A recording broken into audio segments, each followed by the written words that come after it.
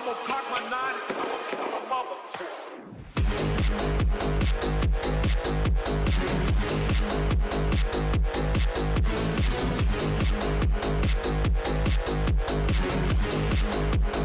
I'ma cock my nine.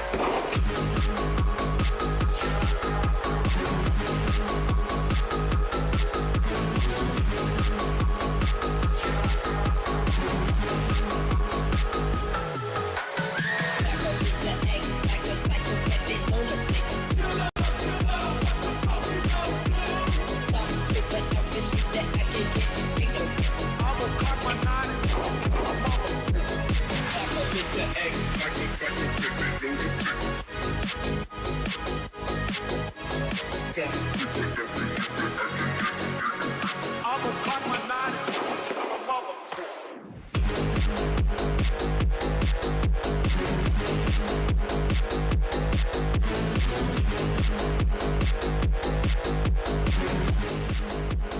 I'ma cock my nine.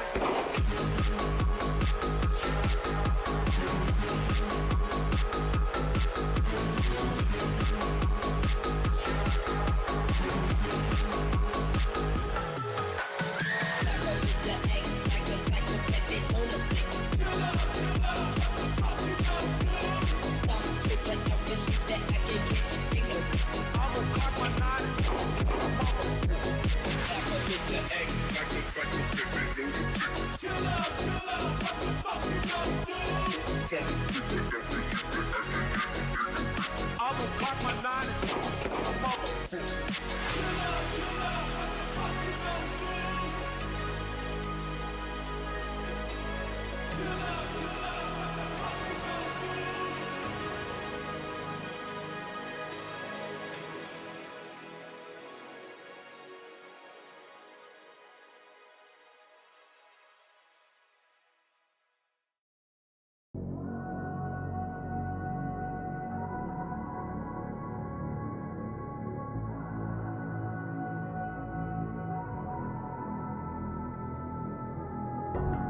How did you find a way to run from the city of the sun?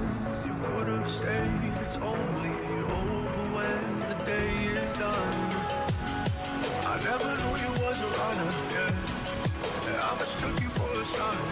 It don't matter what we think when it's all over, 'cause this is our last chance to leave it all behind. Raise your voice and raise your power, yeah. This is our last chance to leave it all behind. Raise your voice and raise your power, yeah.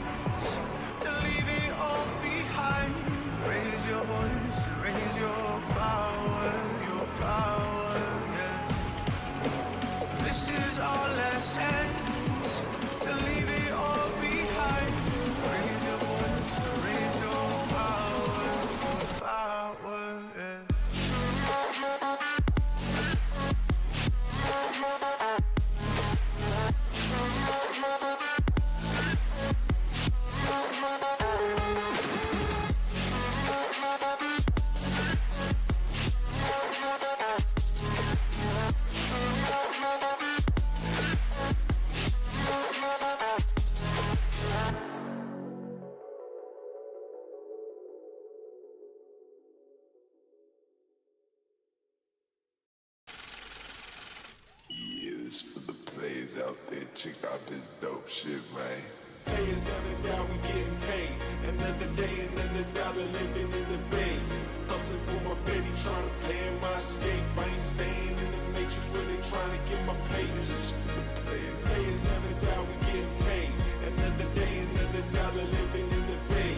Hustling for my baby, trying to plan my escape. I ain't staying in the matrix, really trying to get my papers.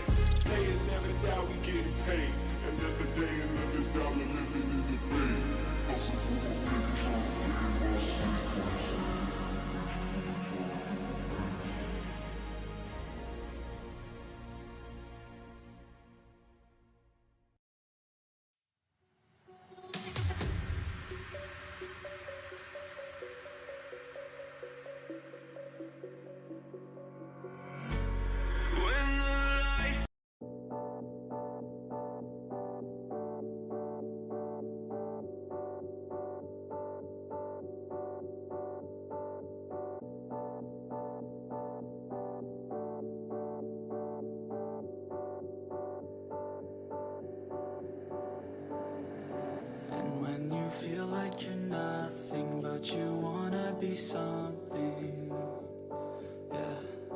Well, all you really need is hope. I just want you to trust me if you wanna be something. That's right.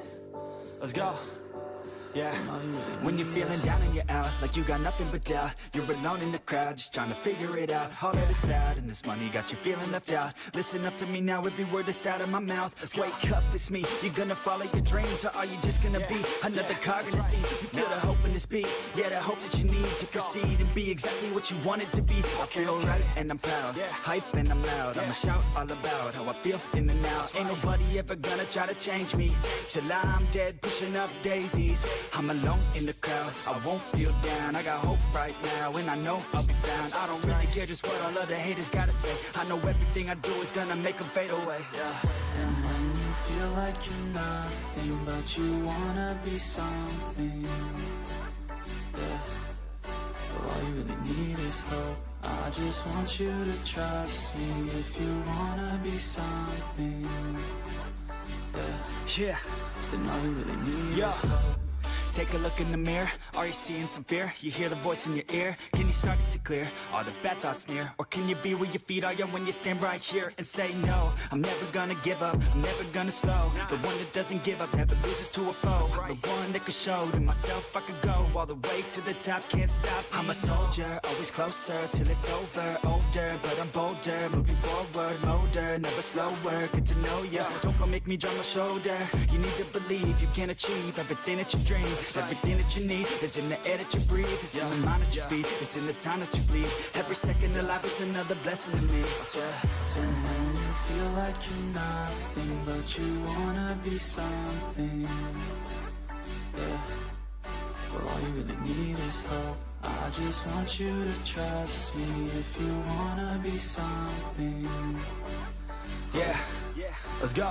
Yeah, it's what you need when you're down, need when you're out. It's what you need when you're sad and when you feel left out. You feel an energy drought and then creeps out, but with a little bit of hope you can figure it out. Keep your head high even when you're down inside. Through the pain you fight and through the painful nights you keep striving, keep trying, keep driving, rising, keep thriving, surviving. Nothing's in your way but yourself. Don't need nobody's help. You can make it through this hell. Take it one step at a time, one step as you climb. If you fail you'll be fine. Get back up to the grind and never lose sight of your mission. Be driven. This life is a prison if you don't have vision. You're in it to win it, so get it, don't miss it. Your chances now, so be something somehow. Don't let yourself down.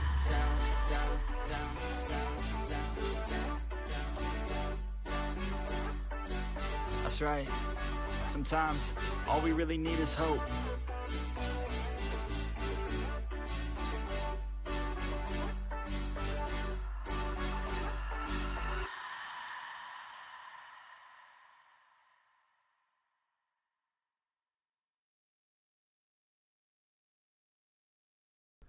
And what is up, fam? What is up, fam? How are y'all doing? You're gonna really keep playing the music. Jesus Christ. How are y'all doing this fine Sunday afternoon? It has certainly been a week, hasn't it been, fam?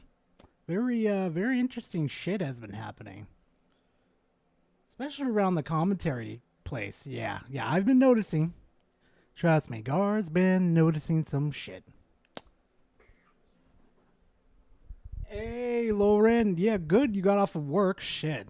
Working on a Sunday. God. Oh, God. I don't remember the last time I worked on a Sunday. Jesus crackers.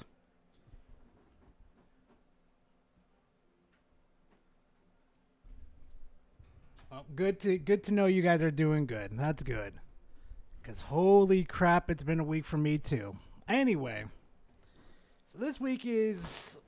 How can I even explain this one? A little bit dry, as in content-wise. But there's been some other interesting stuff happening, too. I love it when my neighbors scream. Or like they need to be thrown into a goddamn care facility. Anyway.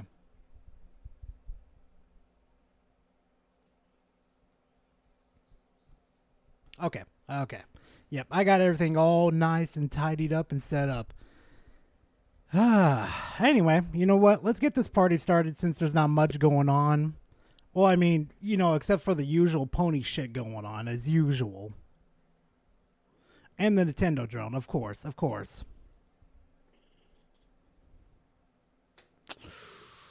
Yeah, right here. Why is the PS5 Why Pro is the PS4? Shut the hell up, you're the AI drone, I swear to God.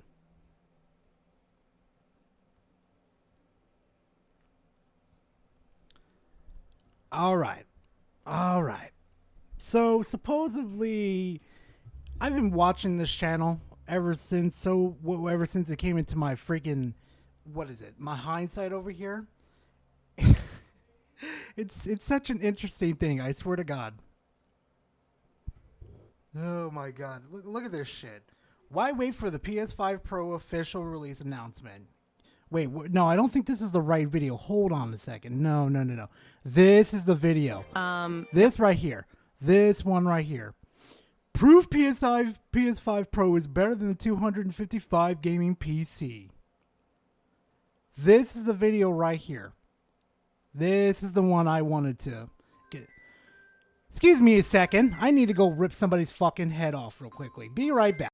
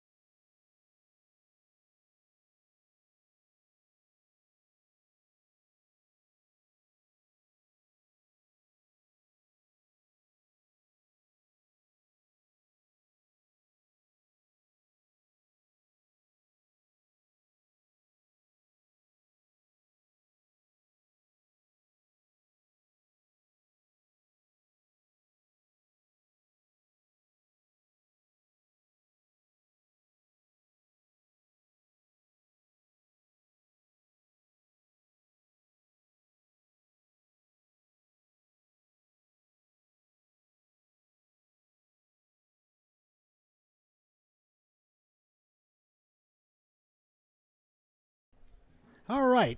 Since work decided to fucking bother me right there, I just told him to go piss off. Jesus Christ, these people can't learn how to fucking hire people. Ugh, sorry about that, guys. You know what? Let's get right into the salt. I gotta calm down. Calm down, Gar. It's okay. It's okay. Shit happens. That's part of life. Calm down. Guys, I cracked the code. I have proof that without a shadow of a doubt, a PS5 is better than a mid-range gaming PC price. Cap. That is such fucking cap right there. So much better than a mid-range PC. I've seen mid-range PCs fucking run your guys' games so much better. Even run 120 frames per second at 1080p. Your guys' shit machine ain't even gonna be close to a fucking mid-range. Actually, as a matter of fact, as soon as it comes out, okay, as soon as your PS5 Pro comes out, it's gonna be outdated already. Between 1,000 to 1,200 USD. Furthermore, if this calculations are correct, Raymond, it is. And the It is. PS5 Pro specs leaks are true, it will be better than a 2,000 USD gaming PC. I'd go on to say it will be the best gaming PC you can get. And you know what's the funniest part? I realize this while best gaming PC. I'd go on to 2,000 USD gaming PC. I'd go on to say it will be the best gaming PC you can get. And you Really? You think a mid spec PC is going to cost you around $2,000? You really think that? Plus, it's not even a gaming PC either. It's just a console that's emulating a PC. That's all it's doing. So, I mean, honestly, you know, you're spending all that money just for an underperforming PC specs. So, I mean, that's just me.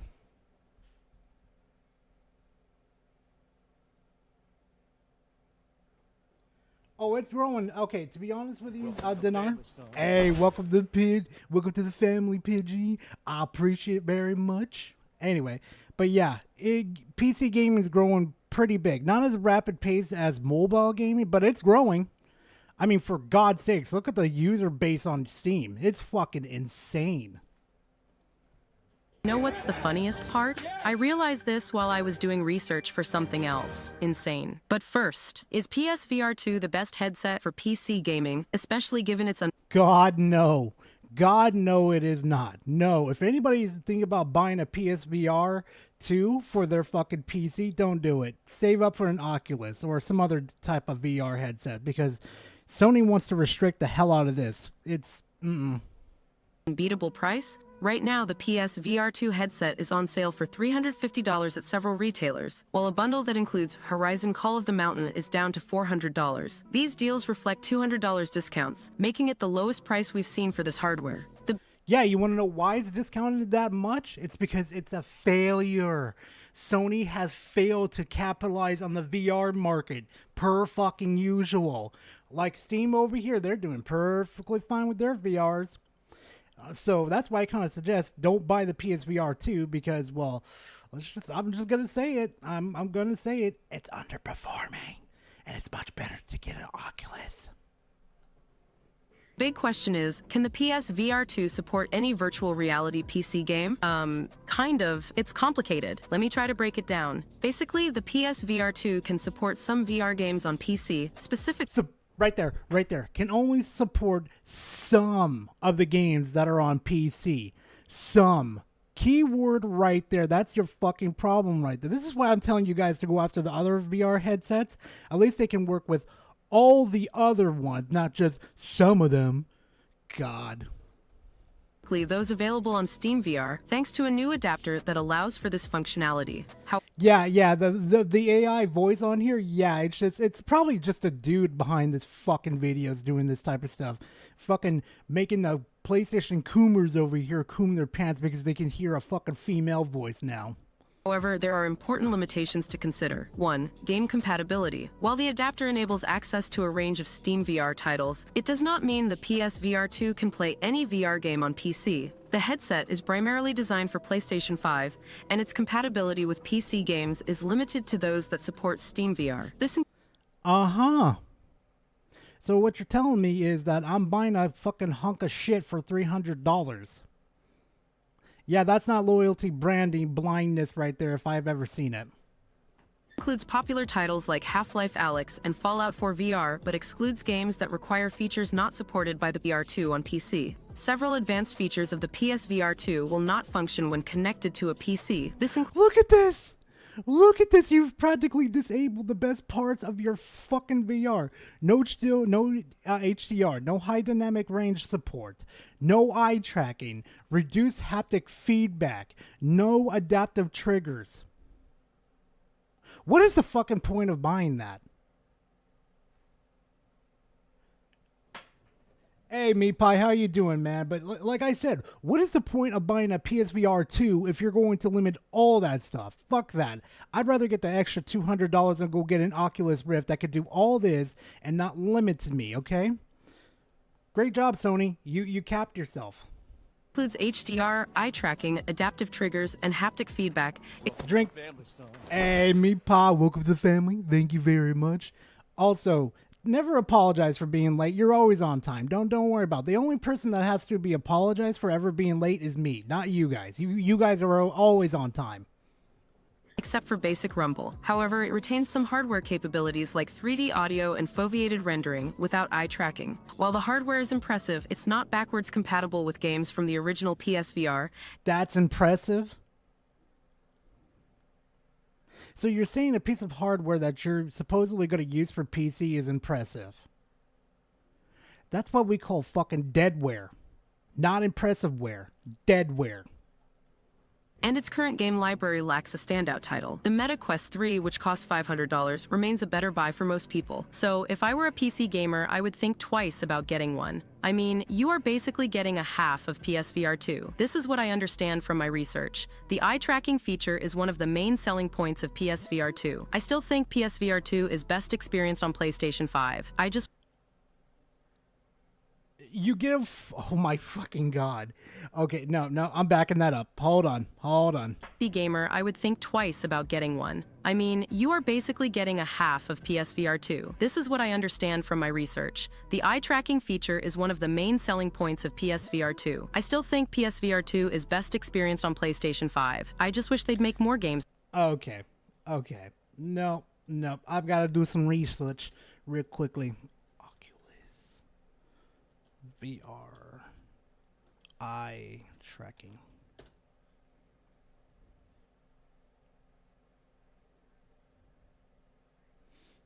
So that means I can use it in a small camera with the IR filter, remove the shape of the device. People determine where the user is looking. So you can use it with the Oculus Rift. So it's better for you just to go buy the Oculus Rift instead of a useless fucking deadware. For it. I spoke in depth about this topic in my previous video. You should definitely check that out. Yeah, let's move on to the main topic of the day. Today, I'm gonna prove to you that PS5 is superior to a brand new $1,500 PC. Oh, therefore, please PS5 Pro will be superior Please to a 2.5K gaming PC. And we will also talk about how PS5 Pro might support Gen 5 SSD. Might support. That's what we're going on? The fucking delusion of these fanboys. SSDs, which can deliver 3 to 4 times the speeds. This is not a joke, ladies and gentlemen, and this is not a clickbait video. I actually sat down and did the math and research for this video, and the results literally shocked me. I postponed the release of the video because I really wanted to get the math right. To add fuel to the fire, I want you to understand that I'm also looking to build a new editing rig for work and some gaming. So, yeah, this video will melt your brain. Get the fuck First, on we are with going it. to use Black Myth Wukong and Star Wars Outlaws system requirements as a case study for this video. If you want to run Star Wars Outlaws at 1080p on PC, you'll need Windows 10 with DirectX 12, an AMD Ryzen 5 5600X or Intel Core i5 104 processor, 16 gigabytes of RAM in dual-channel mode, and a better graphics card like the AMD RX 6700 XT 12 gigabytes version, or NVIDIA GeForce RTX 3060 Ti 8 gigabytes version. This setup will let you play at 1080p with 60 FPS on high settings. For Black Myth Wukong, which also comes out in August, you'll need an Intel Core i7 9700 or AMD Ryzen 5 5600X Can you please get the fuck on with it? Jesus Christ. processor, 16 gigabytes of RAM, and a graphics card like the NVIDIA GeForce RTX 2060 or AMD Radeon RX 5700 XT. You'll also need 130 gigabytes of SSD storage. To build a PC with the recommended system requirements for these two games, Kinda off topic, but did you hear about the shorts creator Ali Koja getting called out for defending Mr. Beast during the Chris Tyson situation? Nuh-uh, I didn't hear that. Please tell me this was written by AI. Please tell me this was written by AI. And yes, this video will melt our brains from all of the stupidity. Okay, so I don't think it was, to be honest. I think this was just straight up someone just typing shit in just randomly, pretending that they knew shit as usual. Oh my god. So we're comparing PC specs to unknown what the PS5 Pro can do. And you guys are just running this by rumors now, mind you. Just rumors. This is going to get interesting.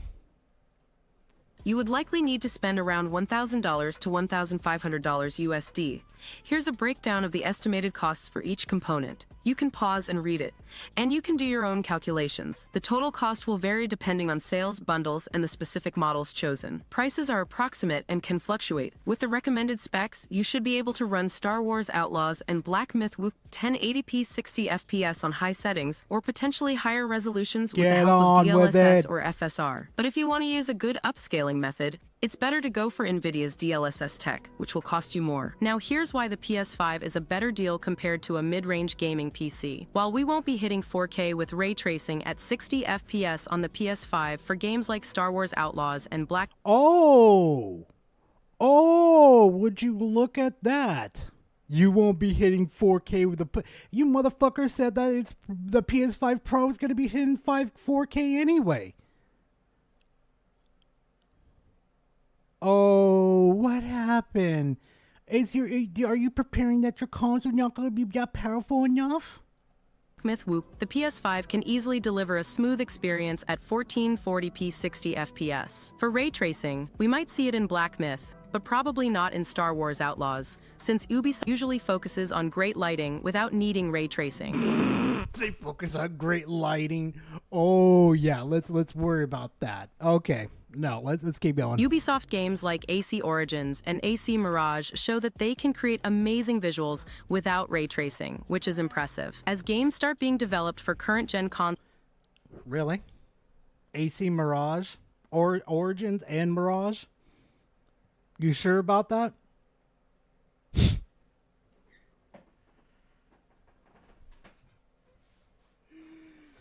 Oh, yeah. And PCs rather than the older generation, we're seeing much better graphics quality. The PS5, costing significantly less than a mid-range gaming PC, offers a great value if you want high-quality experiences without spending a fortune. Now, this is just the base PS5. Just think about what the PS5 Pro will do. Oh boy, people will really be torn between the $600 PS5 Pro and... Can we get the fuck on with it? A $2,000 gaming... Wait. How do you know it's going to be $600? How the fuck do you know for a fact that it's going to be $600? And let's talk about the fact that you have to pay for memberships too, and that this console is probably going to last you about 3 to 4 years before you decide to go upscale to a not really upscale, but go buy the new hardware. Versus you can spend $1,500 on a new PC, but mind you, that's going to last you another 12 years before you have to think about upgrading. That's just me. PC gamers are already looking at upgrading their RAM and graphics cards, which, let's be honest, an okay graphics card cost as much as a PS5, while we, the PS5 gamer...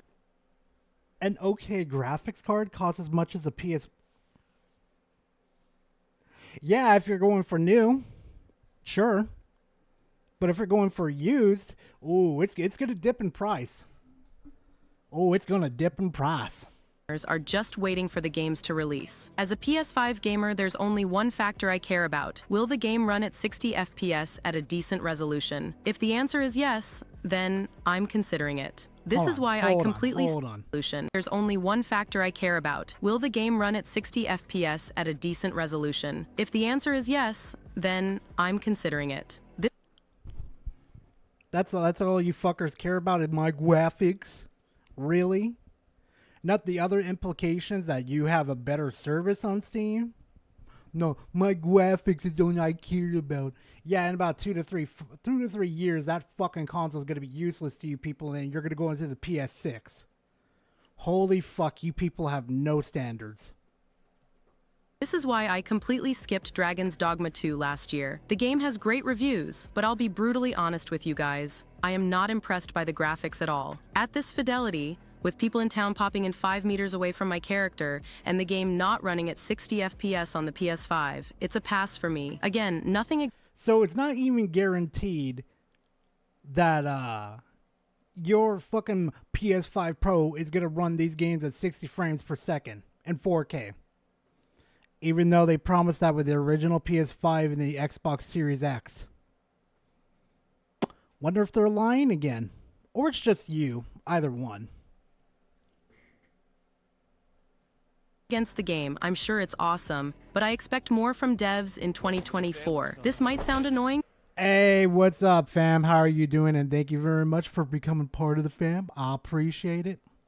Because it's probably the third time I bring this up, but Horizon Forbidden West looks 10 times better than Dragon's Dogma and runs at 60 FPS at 1800p without objects and grass popping in every 5 meters. For I wonder why it looks better, chat. Can you tell me why it looks better? Does anybody know? Anybody want to know why? I could tell you why. Because it's all blurred out here. You're in a dark room where colors don't need to be generated as that much. I wonder why. me, these things are crucial. All I want from a game is for it to look sharp, look nice, and run at 60 FPS. That's it. That's it. Not how the fucking gameplay, or how the game is told. None of that matters. It just has to be. It look like a pretty little fucking turd to you people. Jesus Christ. I am so glad I never fell into the story of being a fucking fanboy. Let me grab some water real quick. Just on top of my desk real quick. On the other side. Give me a hot minute. I don't even need 4K resolutions most of the time. I'm perfectly happy with 1440p or 1800p as long as the fidelity is good. When I see games that look inferior to those that came out on PS4, it's a pass for me. And let's be honest, most PC gamers don't play in native 4K either. They use DLSS or AMD's FSR. So coming up with arguments... Yes, we do. We can play them perfectly fine in 4K. It's not going to be 60 frames, of course, but in 30, it'll be fine. But, here's the thing, though. We don't care about me graphics all the fucking time. You want to know why we don't care about me graphics? Because we like gameplay and good stories told, unlike you fucktards. Like, oh, on PS5, it's upscaled to 4K is weak. There's no argument there. And to the people in the comments saying, my 4090 blows the PS5 and PS5 Pro out of the water. Sure, man, but your 4090 starts at $2,000. Include the rest. CPU... Okay, Horizon 2 looks better than Dragon's Dogma 2. Us PC gamers care. Why exactly? Exactly, hero. RAM. Sure, man. 90 blows the PS5 and PS5 Pro out of the water. Sure, man, but your 4090 starts at $2,000. Include the rest. Hey, KG, thank you for fucking giving everybody some gift memberships. I appreciate it, fam. And welcome to the new people that got some memberships. Enjoy it. Enjoy while you got it. We got some fun-ass emotes for you guys to use.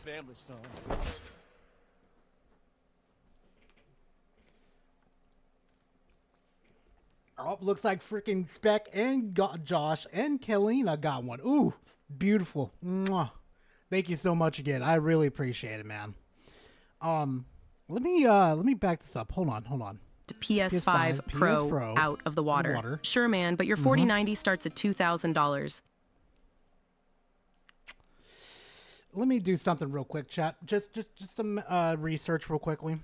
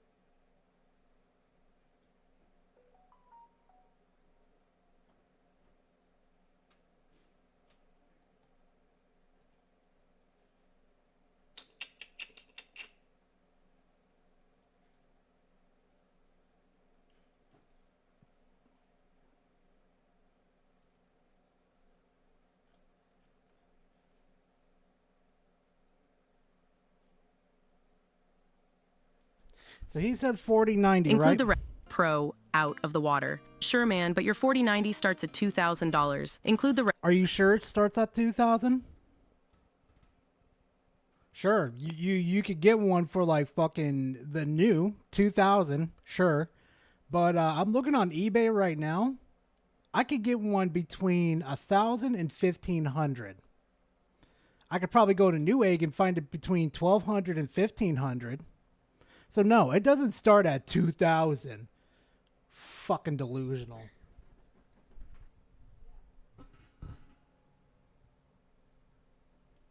Yeah, exactly, Omega. It's the pony channel though. It's a pony channel. Trust me. You got some nice, delicious salt here, but they're trying to justify proof PS5 Pro is better than a 2,500 gaming PC. Oh boy. rest. CPU, RAM, mouse, keyboard, a 240 Hz monitor that can actually take advantage of your GPU, and we're looking at a $4,000 to $5,000 rig. You're looking at a rig for $4,000. You have to be clinically on fucking line to think that. I can build, okay, seriously, if anybody came up to me and said, hey Gar, here is $3,000 of De Niro's, okay? I want you to build me a PC that can run 4K 60 frames on all the current games. I'd look at you and I'd say, bet. I could probably make that PC last you about 15 to 17 years without necessarily upgrading. Of course, the parts would have to be used, of course, and the case would have to be semi-generic, of course, but you won't have to fucking do a thing, though. And it'll be built for you perfectly fine. It would be beautiful. But you're going to spend that much amount of money? Does anybody remember how much you spend a membership on PlayStation within just its generation? Does anybody remember that? Let me get the calculator. Hold on.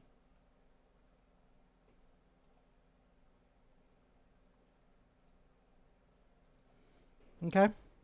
You still here with me, chat? Okay.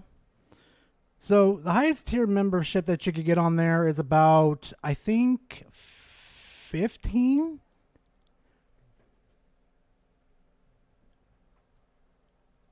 No. Back that up, Garp. I believe it's 18. Now, if we times that by each month by 12, equals 216, right?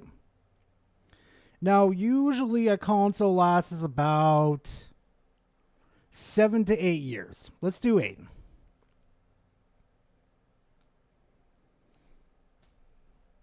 That practically right there pays for the fucking graphics card right there, just by itself. Then let's add the cost of a new PS5. Well, let's crank it up to a Pro and get inside Sony's head. That's going to be $700. $2,428. And now we're going to be a little generous on this one, chat. We're going to be generous, okay? Say you bought maybe 3 or 4 exclusives, personally straight from Sony, right? $70 a pop, mind you. $70 a pop. 70 times 4 equals 280, right? Times that over the 8 years. Now plus that,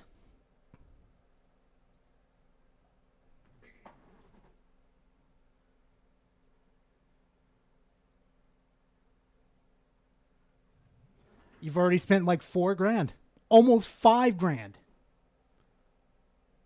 And mind you, you have to pay for online membership. You got to pay for other things. Oh, let's also look at the normal conditioning of a controller real quickly. Say like a controller lasts you to about 3 years, right? We're going to go ahead and give Sony a bit of a break on the first one that they released a few. Okay. That means you're going to probably have to buy 2 more. which they usually cost around $70, which would be $140. We're getting pretty close, chat. We're getting pretty fucking close. And that's not even mentioning if your PS5 breaks too, you're probably going to have to spend, depending on how you use it, maybe another $300 just to get it fixed.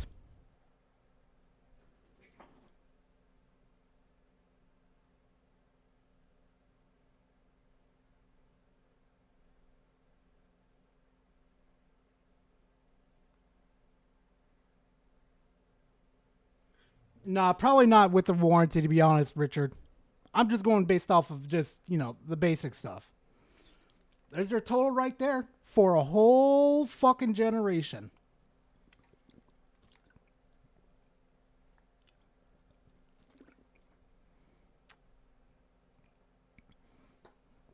But hey, my graphics are more important. I gotta play my PlayStation games with more graphics. Bro. You can stay on the PS5, bro. We don't want you people on PlayStation. Not a PlayStation, Jesus Christ. On PC. PC is so much better.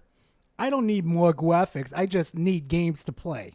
And trust me, playing on PC, I've been playing on my PC a lot more than I've been playing on fucking console. And it's not due to the fact, oh God, the hater consoles. He hates them. No, I play consoles only with my friends these days. That's it. PC, I play any fucking games of like Shimigami Tensei, Mecha Break. Oh my God, Shad, I lost my shit last night with Mecha Break. Oh my God.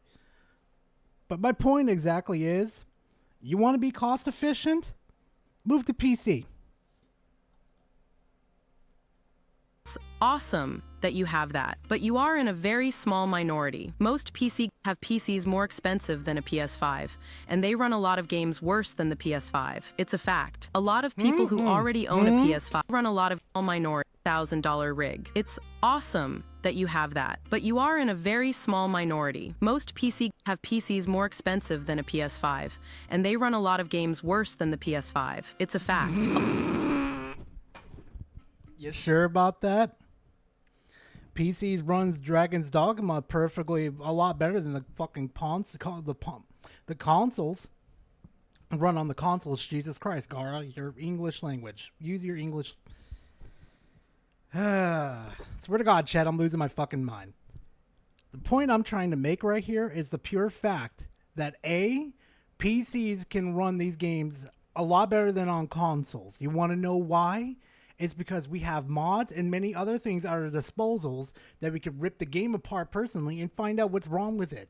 We have many different ways we can launch the games to figure out what the problem is. We could diagnose these games to see what the problem is a lot quicker. We could change our graphics to make the games run a lot better. We have so much at our disposal that you guys are stuck with whatever fucking garbage that these companies give you. And that's sad. A lot of people who already own a PS5 say they're happy for now and won't upgrade to the Pro, and I agree with that. Most PS5 gamers are really happy as long as they have 60 FPS. Plus, games on high-end TVs can look incredible. If you've got a VRR TV with QLED and HDR, it can put a lot of PC ports to shame. Actually, if you're watching this video, I want you to write in the comments how your high-end TV makes your games look stunning on PS5. Really? You can make a turd look good, but that turd only going to last you for semi-long. A lot of people don't realize that the better the TV, with features like VRR, Super HDR, and HDMI 2.1, the more it upgrades your base PS5 to new levels. Now let's talk SSD. I'm hearing some whispers about upgrade with features like... Also, I'm going to rewind back to this topic too. Are you fucking kidding me? You do realize you could take your PC... plug it right into the TV. That is a 2.1 HDMI, mind you. Was the same with our PC. That originally came from the PC, mind you. I could do HDMI 2.1 over here with 4K. I'll be pushing it, yeah. But I can do it. And my games look so much fucking better, especially with Ghost of Tsushima on my PC. When you're going through the flowers, and he's in, forgot his name, but he sticks his hand out and he like touches the flower. Oh my god, it looks so fucking good. VRR, Super HDR, and HDMI 2.1, the more it upgrades your base PS5 to new levels. Now let's talk SSD. I'm hearing some whispers about Gen 5 being supported. So why should you care? Ever been running through a game and suddenly objects or textures appear out of nowhere? That's called a pop-in, and it can break immersion. With a Gen 5 SSD, which is way faster than the one in the current PS5, data is loaded into the Hold on a second. textures appear out of so why should you care? Ever been running through a game and suddenly objects or textures appear out of nowhere? That's called a pop-in, and it can break immersion. With a Gen 5 SSD, which is way faster than the one in the current PS5, data is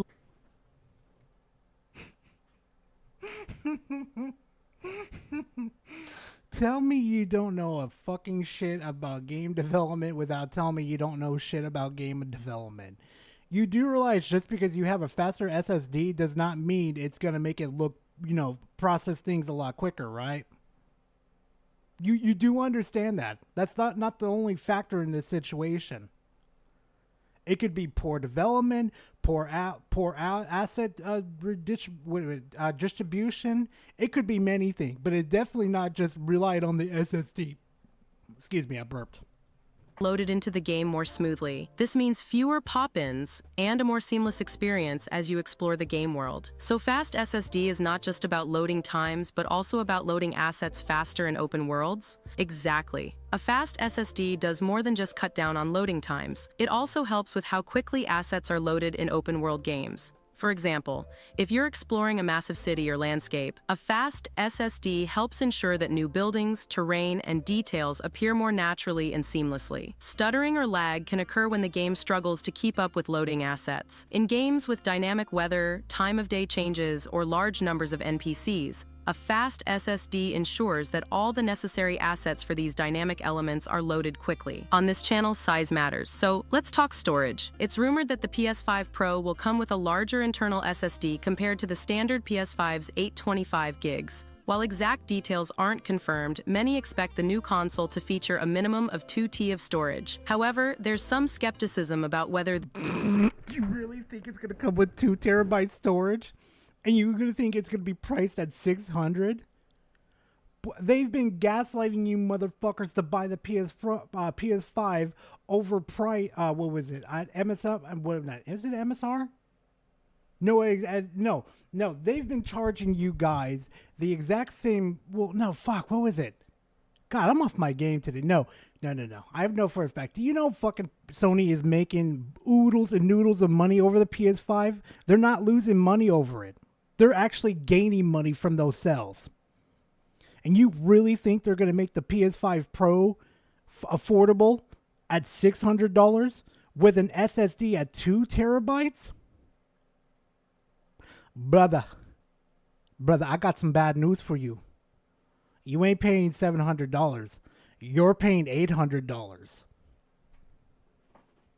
this storage will be fully usable. One concern is whether the PS5 Pro will follow the same pattern as the original PS5, where the listed storage capacity didn't match. Just a second, chat. Something just came up.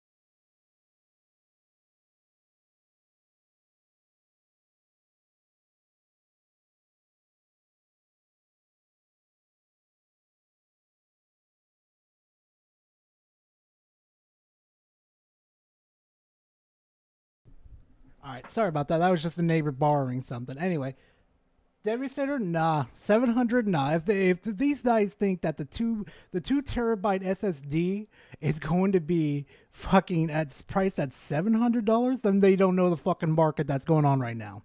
These people are full of shit.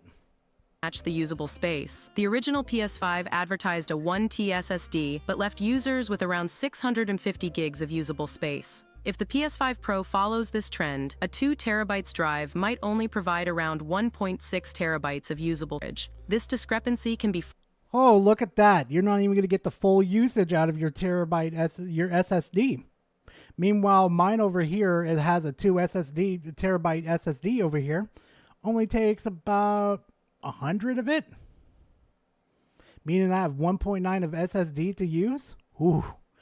Whew. Oh, there's another benefit right there. I gain more access to my fucking drives. Frustrating and annoying. Companies should really tell us the usable space we have. Don't tell me, oh, here, you got 4 terabytes to play with, and then when you try to use it, you see only 3.2 terabytes. Where the hell did my other 800 gigs go? It's more like they can't fucking compress their shit correctly. Kind of a shocker right there. Hey, look, there's another reason for you to go to PC right there. Shocker. Now let me take you back to the Gen 5 SSD situation. I think there might be a chance, but even if it were true, the big word that you should not omit from all this is will support. So even though it might support Gen 5, probably it's something that you would need to buy separately. Will it really make a difference? I'd hope so. Otherwise, what would the point? That's another thing though too. There's that part where they could just only give you 1 terabyte SSD. And then you would have to go buy that extension too. So meaning that the $5,000 that you just spent right there is probably going to be another $200 on top of that. Is it really worth it, chat? Is it? Even be. It'd be like getting an external SSD for your PS4 Slim and not notice a difference in speed. I don't know. What do you think? If you have more insights, or unlike me, you're actually an engineer that understands all of these better than I do, let us know. Say that again. Say that again. In the comments. Engineer that understands. What do you think? If you have more insights, or unlike me, you're actually an engineer that understands all of these better than I do, let us know in the comments.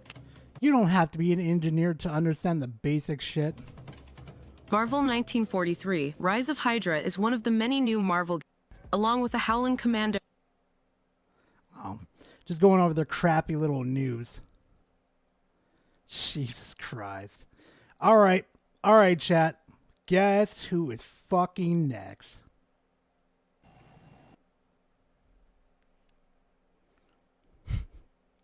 Somebody saw my video. Somebody saw my video. Somebody got in their fifis.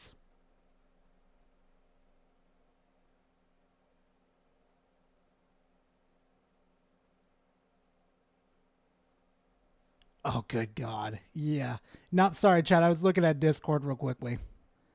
I was looking at a topic real quickly that me and the Narc and the Meow Meow Mix were kind of worried about. So, thank God. Thank God. All right. Let's have some fun with Harmon.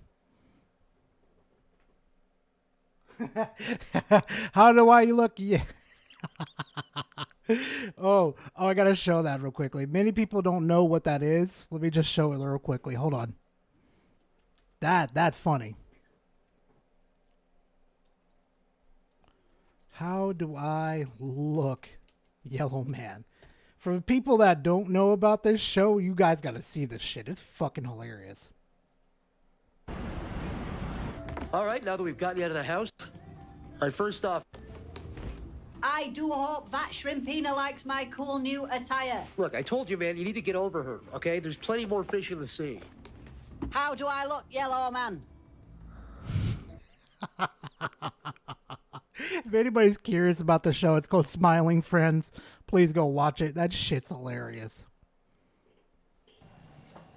Last night, I saw this 4chan thread in regards to Baldur's Gate 3. Like, oh, you saw a 4chan thread. You saw a 4chan thread. You know, I went to go look for this supposed what is it? 4chan post thread that he saw, supposedly. It doesn't fucking exist. Of course it doesn't. But we all know why you're making this video. We all know why. Hi, Harmon. I know you watch my shit, buddy. Oh, did you know that? Oh, you know what? No.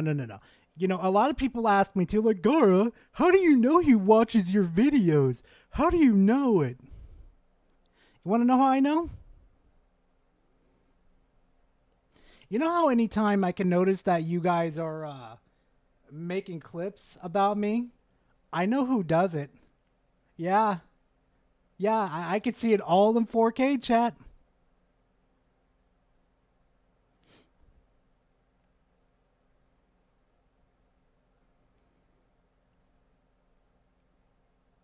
Yeah, Harmon does watch my shit. Let's see, that's not the only one he's done. I know that for a fact. Yeah. I'm showing you guys a fucking insight to this shit, okay? There was another one around here too. Come on, load.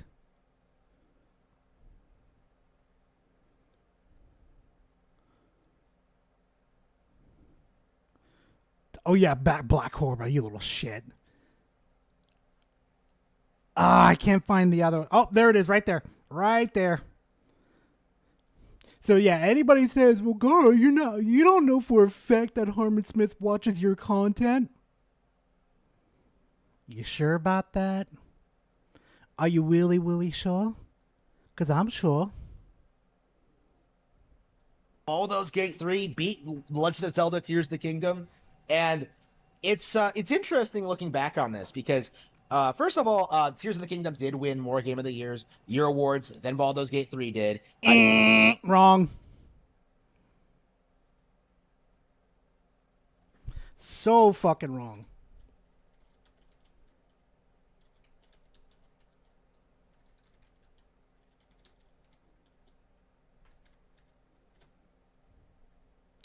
$32.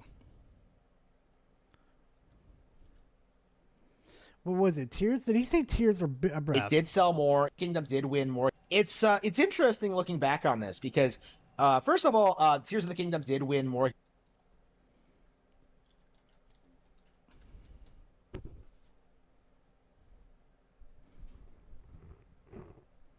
So it only took home best one. So it only won one.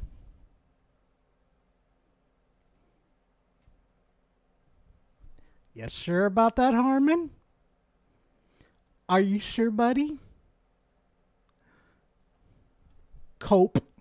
Game of the Year awards than Baldur's Gate 3 did. It did sell more. It was more successful, and it is getting a follow-up this year. It Echoes of Wisdom, right? Zelda was more successful than Baldur's Gate 3 by every metric, right? Oh, really? Okay, let's do this then. How many copies did BG3 sell?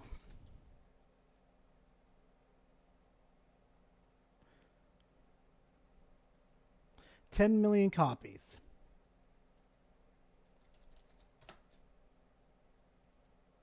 So it may have sold more. I'll give him that. But here's the thing, though, Harmon. See, you may have gotten that one right. But here's the problem, though.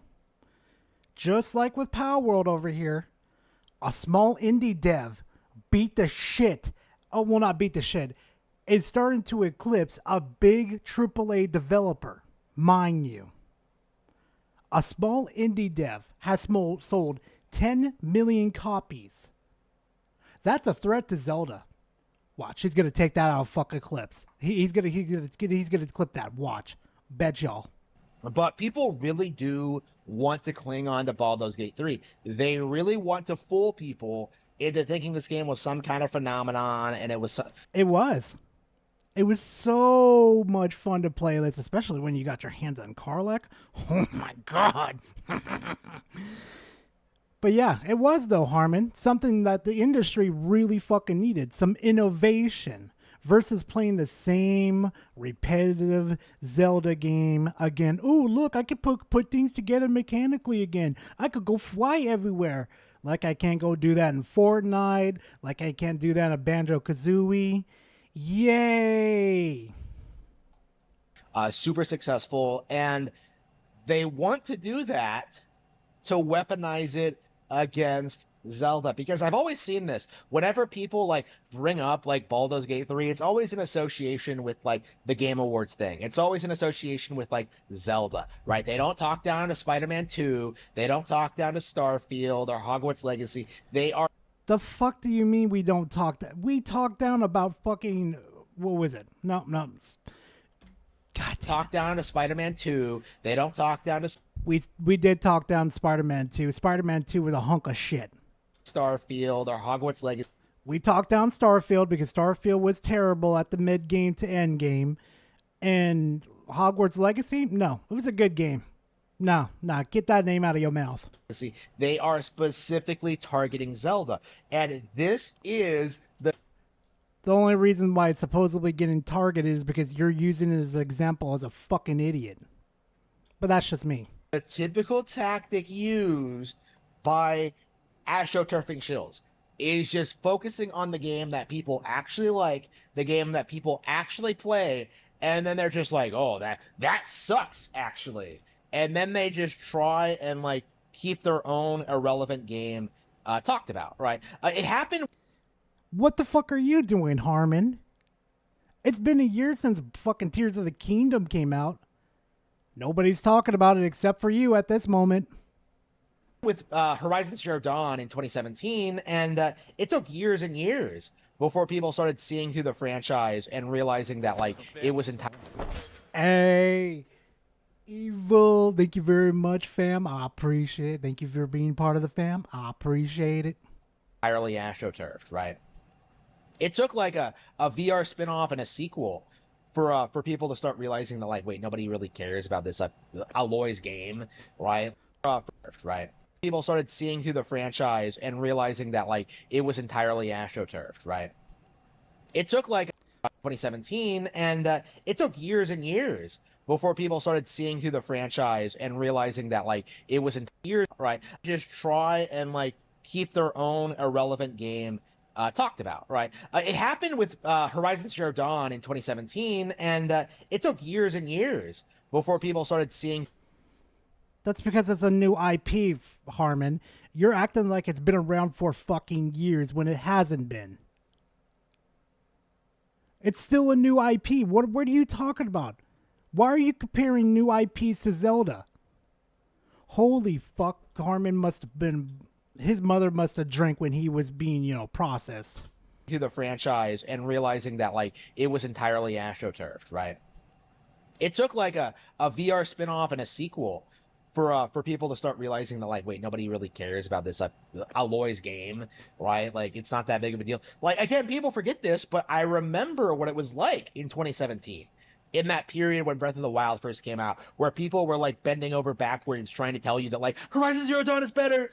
Like, Nier Automata is better. Yakuza 0 is better. Like, stop talking about Zelda, guys. Stop buying Switches, guys. Like, who the fuck was saying that, Harmon?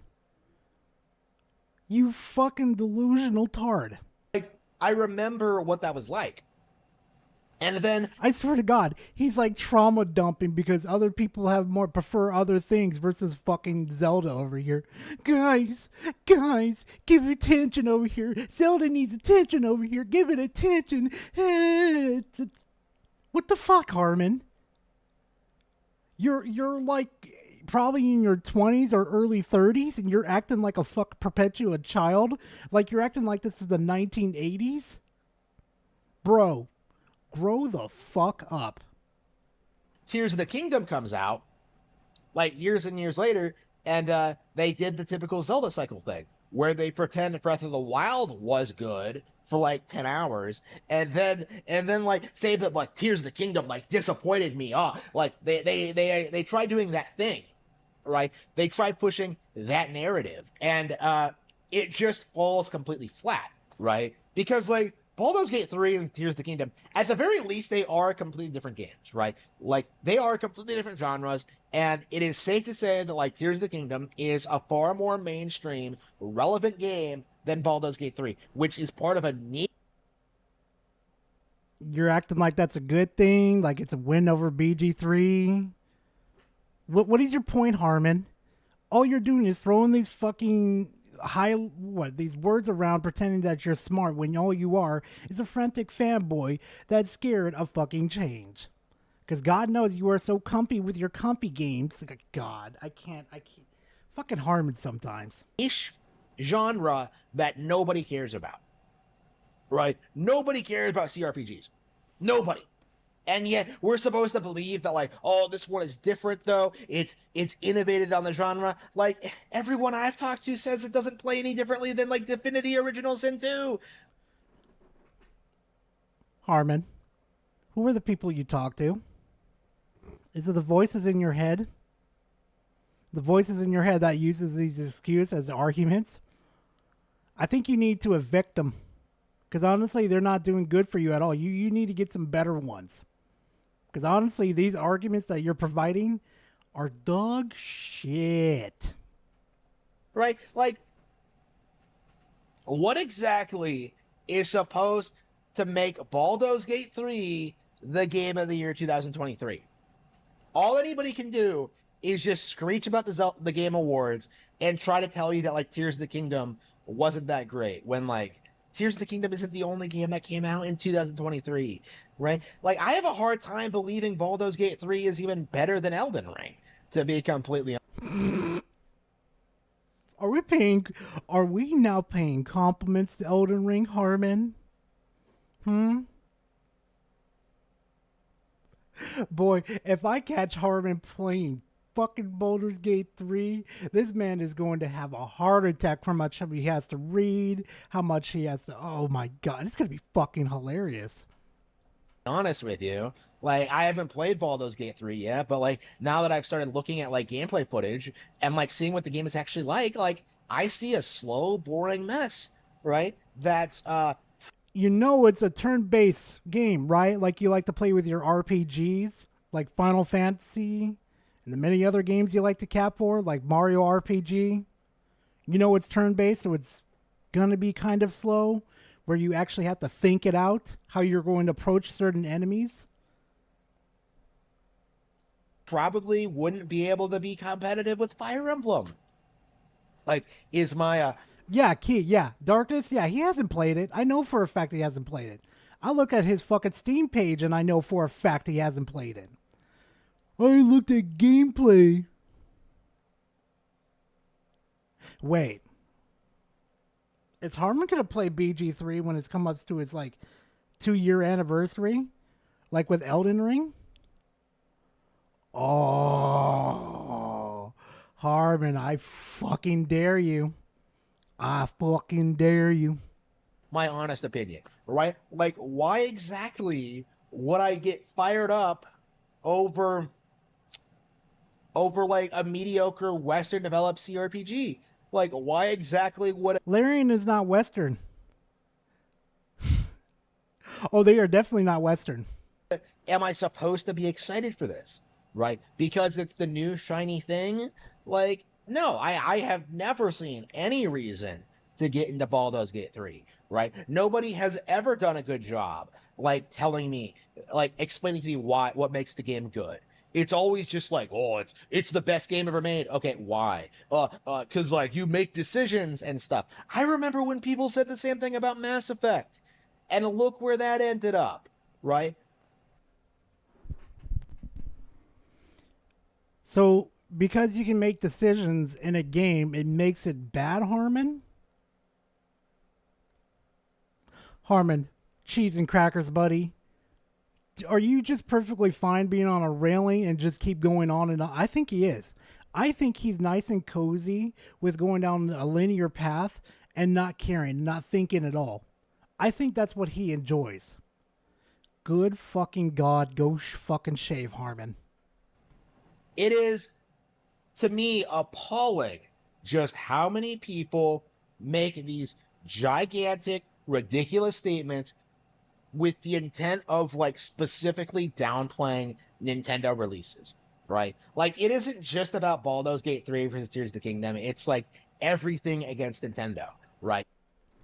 Next time he says he's not a fanboy and doesn't hate every game that's not a Nintendo, play this section in the part to him. You delusional fuck. You know, like it has been obnoxious this year in particular, seeing how like Power World was artificially propped up to try and like artificially propped. Ooh, Harmon. Ooh, that's bad. Are you saying that your fellow Nintendo fanatics are Nintendrones? Are you saying they're robots? Because technically, Power World would not have gotten big as it was if you dumbasses didn't decide to make the comparison to Pokemon and Power World. That's where the free advertisement came in and made everyone want to play that game. You guys fucked up. Not the developers, not the fans of Power World. You guys did. You guys fucked up. Dismantle the Pokemon IP, right? It was clearly like set up for that to happen.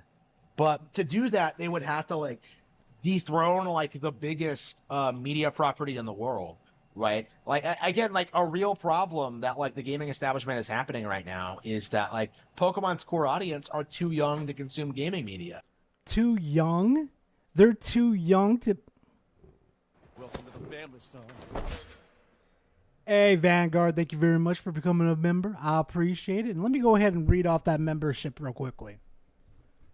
Harmon, I've been very busy with work, but you do not disrespect Mass Effect. I did one video on you, you keep it up, and I do another view. You short has... Wait, what? And I do another... You short-haired 2-cent hero. I like that. And often don't know that like there's any controversy about like upcoming Pokemon releases at all. Right? Like again, Scarlet and Violet was like wildly hated upon release. And like gee, I wonder why it was wildly hated on release. Not like it was a buggy absolute mess or what was my absolute favorite in this situation. Just the poor story, the poor fucking designs for the Pokemon, like a flamingo, really? A fucking flamingo. I can forgive fucking Turbish. I can forgive Vanillish, whatever the hell you pronounce his name. I can forgive those designs. But a fucking flamingo? Really?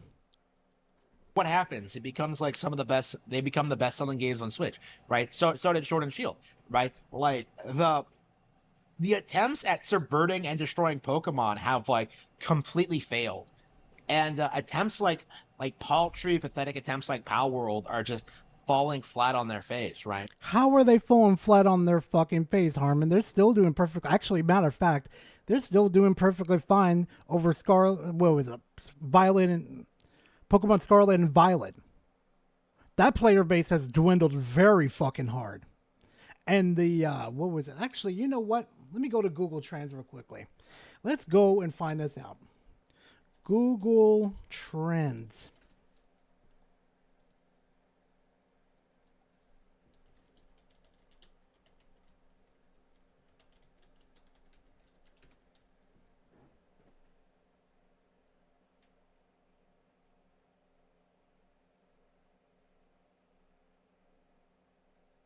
Compared to Power World.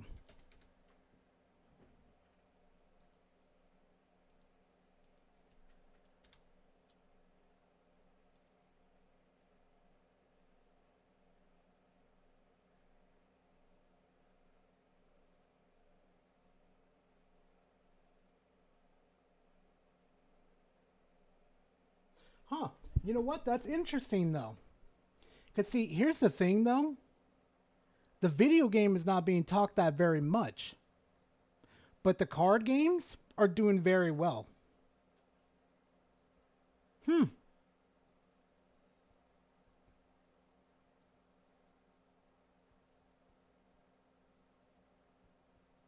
Come on. Come on.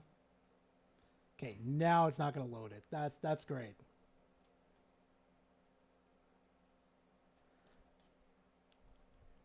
So, yeah, Harmon, your card game is doing perfectly fine, but the video game itself, kind of dead, buddy.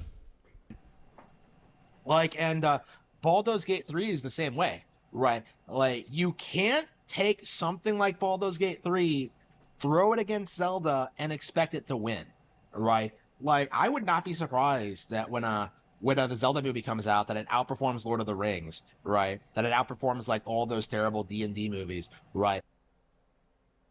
It's not going to outperform Lord of the Rings. It is so not, Harmon. I'm sorry. That like it becomes like the most widely acclaimed like video game adaptation ever, right? And people are going to be in denial about it, right? Just like they were about the Super Mario Bros. Movie, right? How many people like tried to push this idea The Last of Us was like some amazing masterpiece, like cinematic masterpiece, when in reality it didn't do as well or was as well made or interesting as the Super Mario Bros. Movie, right? Like, just because you didn't find it interesting, Harmon, doesn't mean it's not interesting, okay? You like your simple plots. The Last of Us, what is the show that came out? It was pretty good. It actually stayed to the source material and was pretty good. The Mario movie played it too safe and sped up way too much. But, you know, for your ADHD-riddled brain, it was perfect for you. People downplayed the Mario movie to try to keep up the facade that like the really good video game adaptations were like the Castlevania one or the Sonic one, right? They used everything they possibly could to try to keep the discussion away from Nintendo, to try to keep people from noticing that like the Nintendo brand was better. And they're going to do the same thing with Zelda. And I'm really curious just like how they're going to do it, right? I'm really curious what they're going to do with the Zelda movie when that comes out.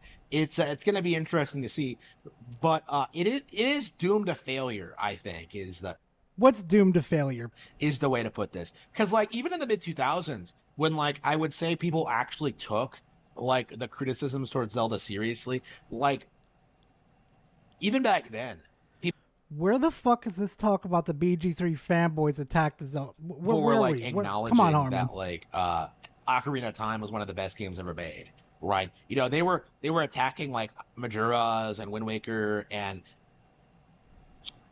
Twilight Princess, but like they had to admit that Ocarina of Time was good, right? And now in 2024, people have to admit that Twilight Princess was good, that Wind Waker was good, that Majora's Mask was good. Like making fun of Majora's Mask in 2024 would just get you laughed at. They were always good games. What the fuck are you talking about, Harmon? Yeah, some of them had their own fucking... Oh my god. Oh my god, this fucking man. Harmon, you do understand, just the pure fact, okay, that due to the fact that every game is not a perfect 10 out of 10. Everybody's got their own fucking grievances with every single game. That does not mean make them bad games. Not unless you're Suicide Squad, which needs to be thrown to the fucking wasteland right next to E.T. and fucking Redfall. But that's just me. Right? That is the situation we're in today, is that all of the narratives that they threw against Zelda have just completely collapsed. Tears of the Kingdom is going to be a well-remembered, popular game. No, it won't. No, it won't. It's already been forgotten. You're the only motherfucker still talking about it, Harmon. And hey, Mike, yeah, we're getting into our usual trouble, brother. We still are. I think that's enough of Harmon today. So, let's go and talk about Dreamcast.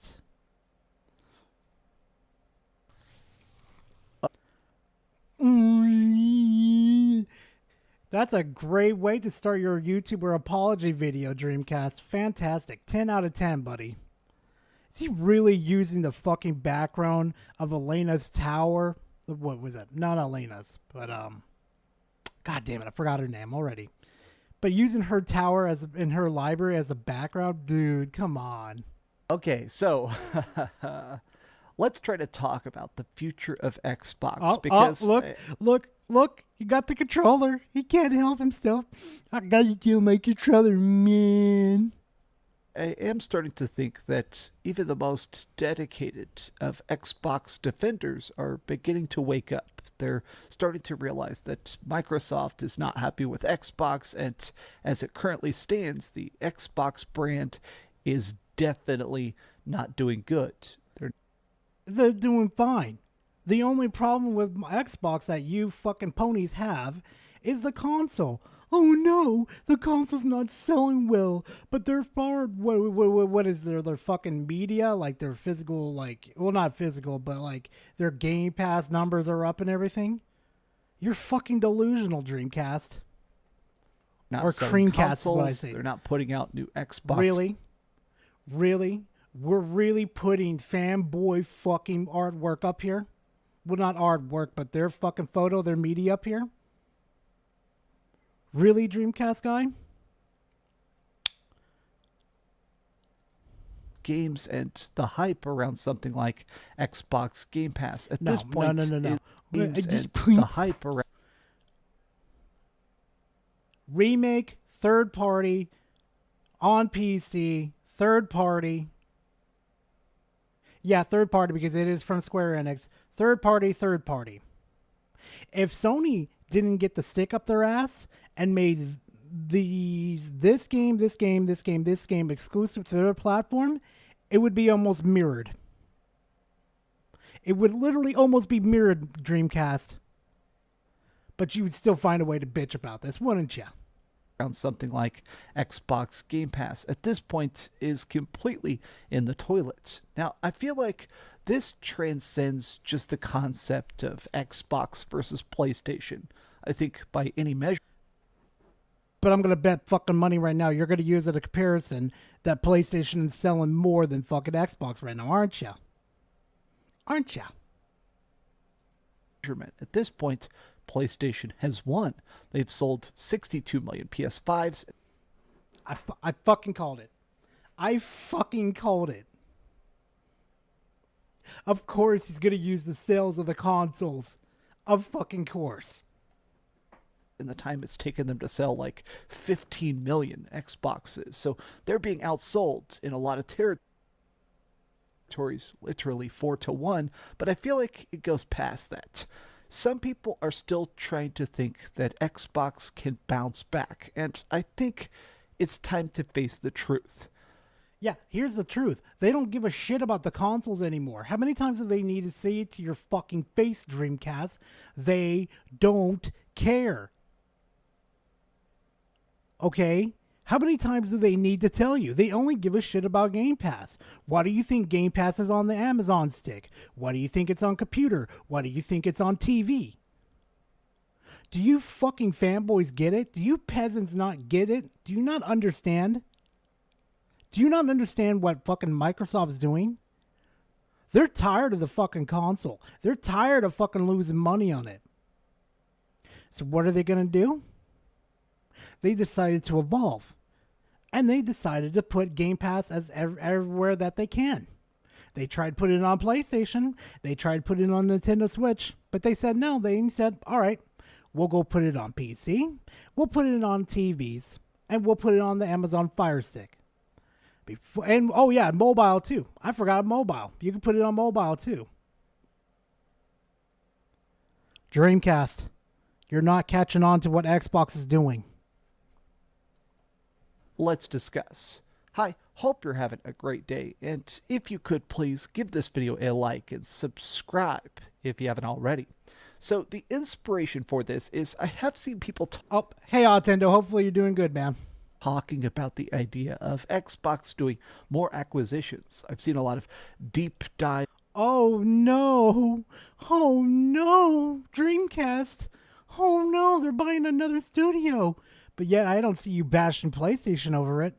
If posts from some of the most ardent Xbox defenders talking about how things are beginning to pivot, and even people like Destin Legary, who is one of the hosts of the biggest Xbox podcast in the world, are having to defend the position that Xbox is not doing great. But I want to break this down because I think that people need to realize that Microsoft has done something very extravagant with Xbox. They have dumped hundreds of billions of dollars into trying to make this brand actually work.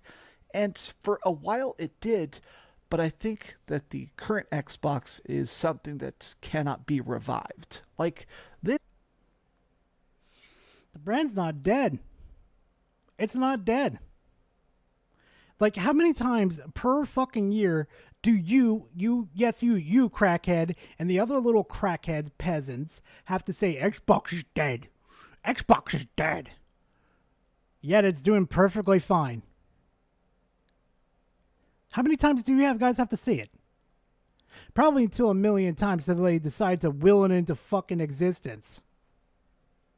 It's like Rich of UTech used to say that GameStop is going under. It's going out of business. Yeah, I don't miss those videos.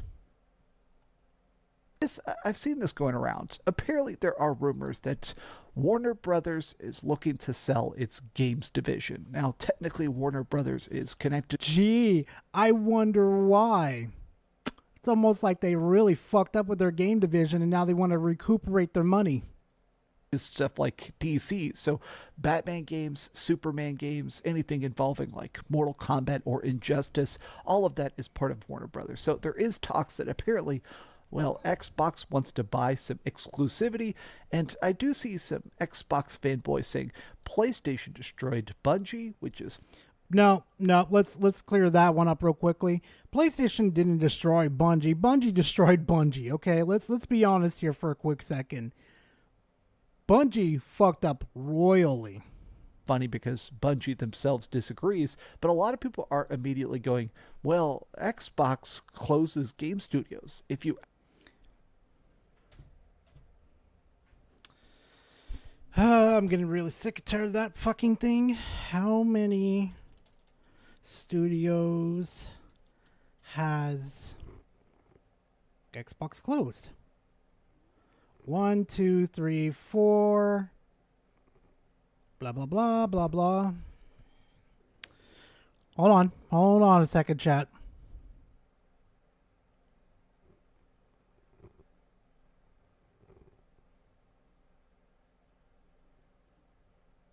Okay. 4. And we're going to throw Lions, whatever the fuck was called, the creator of...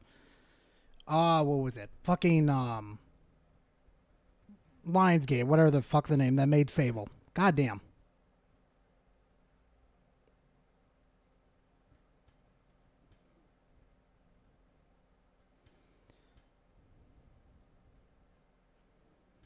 Please get that crap out of my face.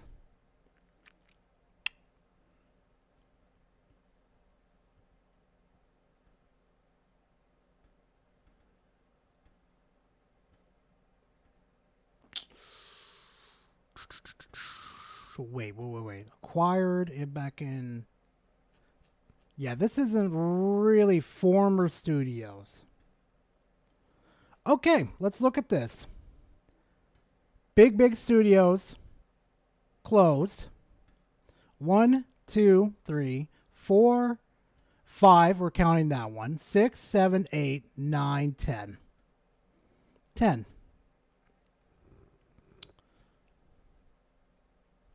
Let me go look up on the Wikipedia once again, just to be sure. Make it fair. My eyes? God damn it, that plugin's not working.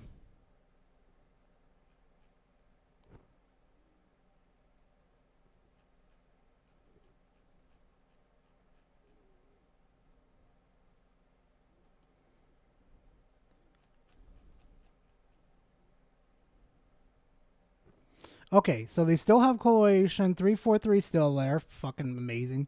Compulsion still there, Double Fine, The Initiative, XL Entertainment, Mojang, Digitheory, Obsidian, Playground, Rare, Turn 10 Studios. Wait a minute, when did they acquire 10-2 Studios?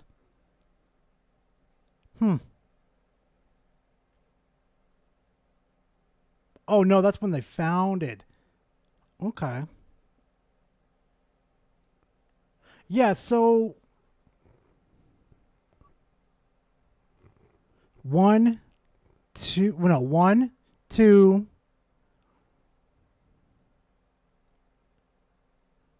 And really? Are they close too?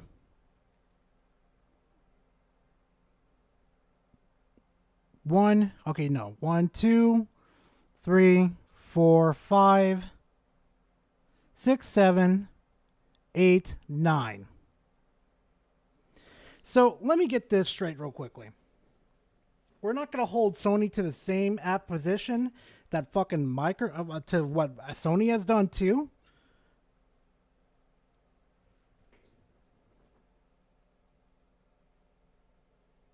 Okay, yeah, that's what I thought too. So assembly is still there. Something ain't right. So let me get this straight. If memory serves me right,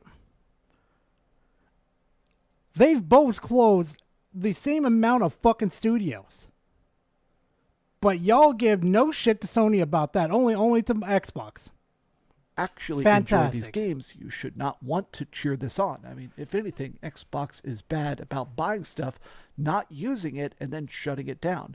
So I found this very fascinating chart that was posted last night by Stephen Titillo, where it basically just, in a very linear fashion, explains the amount of acquisitions being done by Microsoft, the decrease in games by Microsoft, and the fact that, if anything, things are continuing to get worse. Now, you want to know why, Dreamcast? Because everybody's asking for better graphics. I want more graphics. So now they have to focus more on graphics and make it look pretty. And that makes game development last even longer. So, meaning it's not Microsoft's really fault, is that means game development has gotten longer. But we're going to end up blaming fucking Microsoft for them purchasing studios. How fucking brain dead are you? To be clear, there are a lot of complexities. Game development is getting longer. A lot of these studios, when they got bought, they're not just doing standard release models, but I found this tweet by Cliobryle to be incredibly fascinating.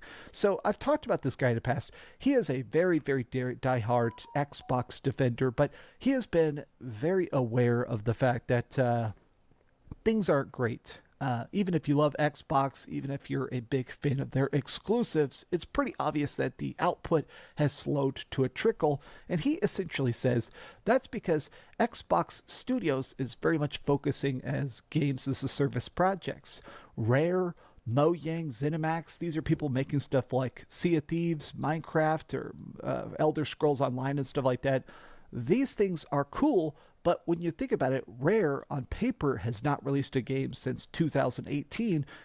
Okay, and what about Insomniac? Or wait, who develops fucking God, I'm getting so bad at this. Is it Insomniac that makes fucking The Last of Us?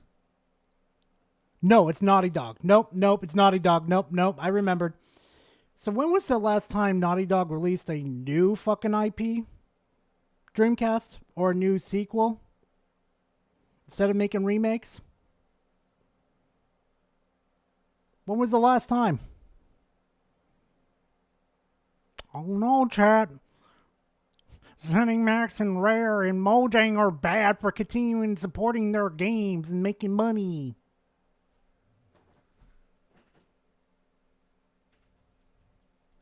And so for these last 6 years, it's just updates. Now, while they are reaching 40 million players, Sea of Thieves is a big, incredibly successful project. I'm kind of curious to think about, does this count as growth? Does this actually keep... Yes. As long as money is being fed into the system, it counts as growth. Microsoft happy. A lot of people in the comments are saying, okay, that does work, but that just means that Game Pass is that enticing as a value proposition. Will this get people to keep playing? I feel like the weirdest problem of Xbox, in my opinion, is the complete lack of hype. Like, you can love Xbox. The complete lack of hype. Hey, Dreamcast, remember that fucking tweet you made about their showcase being 3 out of 10? And then you deleted it after getting fucking lambasted and getting a fucking vasectomy from fucking Xbox? Oh, they're building up no hype. Oh, I'm sorry. What was one of the games that were coming out again? Oh, Doom the Dark Ages.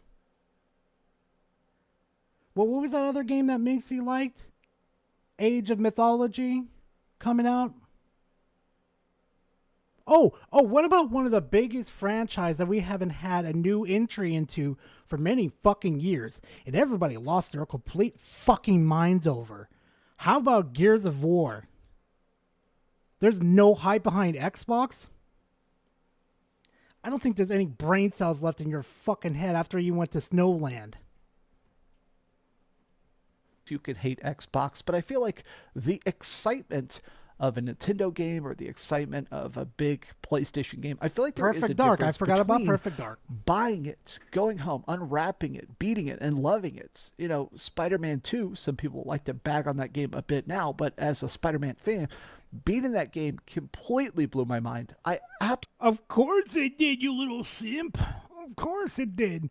Even though it had the worst story, it had the worst fucking ending, the fucking designs for the suits for Miles was absolute fucking trash. Oh my god, whoever thought that was a fucking good idea to give Miles that type of suit needs to be fucking fired. Absolutely loved it. But that's also, it's definitely, that is an experience that Xbox no longer wants to replicate. Xbox is not selling physical games. Xbox just wants you to download it, to install it, to play it. And even if you don't beat it, it doesn't matter to them because... I wonder why they're doing it, because they've been doing it since the Xbox One. So it's almost like they want to save up money because the older gen has had enough of the bullshit of this industry, so now they can manipulate the younger generation and conditioning to downloading their games. Well, wait a minute. No. Because, see, I'm going to prove it to you guys right now. Whenever you see with a kid these days, what do they usually have in their hands? A phone, right? So where do you go to download your video games or your mobile games, right? You go to the Google Play Store or the Apple Store to download these games, right? That's where Microsoft is moving with their platform. If they can move to an all download digital future, oh boy, they've already got the future gamers in their hands already. Just pay your subscription. You could download all these fantastic games. No problem at all. Sony's not getting it now. And they're lacking behind Dreamcast. You'll still be subscribed to Game Pass.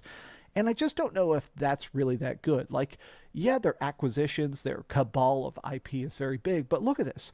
Game releases all. This includes expansions. This includes all sorts of stuff. That, to me, I think, is a failure of Microsoft. They're clearly not putting out enough games. And you can go, okay, they've bought a lot of stuff, like, World of Warcraft's expansion, Starfield's expansion, Diablo 4's expansion. These may get people to talk a bit, but I just feel like that's not growth. Really? That's not growth? Really? Are you sure about that Creamcast guy? Because it's got everybody still talking about it. Everybody's still talking about these expansions. What are you talking about? Now, the reason I wanted to really chime in on this as well is I see a lot of Xbox people mad about the Xbox sales drop. So there has been a ton of debate across the freaking gaming universe right now about the fact that Xbox themselves admitted that the Xbox is doing very, very badly. Now, people are trying to say, okay, PlayStation sales are down, Nintendo sales are down. I just think in general, we're in an industry slump. So we're not an industry slump, okay? Did you know we went through a pandemic and everybody was locked inside? Do you realize that, Creamcast? Do you realize everybody was purchasing consoles left and right? And we're starting to see the pullback on this now, like we've been warning you fucking idiots for years. What was going to happen? No, Sony's the supreme one over here with all the supreme games. No. You guys need to pay attention. And not to mention, too, the reason why all these layoffs are happening and everything is that these companies are starting to figure out, oh, shit. Oh, fucking shit. during COVID, a lot of people were buying our crap. Now we've hired all these people. Now we can't even fucking pay these people, so now we gotta lay them off. Oh, fuck, we really fucked up. Bruh. Destin Legary, he's one of the hosts of one of the biggest Xbox podcasts, IGN Unlocked, and he's basically just chiming in to say, okay, yes, the sales are bad for some of these systems, but they're definitely ahead of everybody else. Like the PS5 is down a bit, but it's still churning above the PlayStation 4, and the PS4 was the 5th highest selling console of all time. So even if it does appear to be a bit behind the PlayStation 4, it's still one of the biggest systems of all time. And also, the chief... When the PS4 hits the 100 million sales mark, give me a call. Give me a reason to give a shit. And what are we, like the 5th year of the PS5 being released? Where's the 4th year? Either one. But I still wouldn't give a shit. Whoopee, the more popular console is more popular. Whoopee fucking do. Oh, wait, doesn't that belong to the Nintendo Switch? Operating officers, the CFO for Microsoft, has straight up been saying the consoles are not doing well. The hardware is completely failing. They are completely dead at this point. The Xbox Series X is selling less than the Xbox One, and the Xbox One was a catastrophic financial failure. Nope, I need to check that. No, you can't trust what fucking lame brain over here fucking reads off.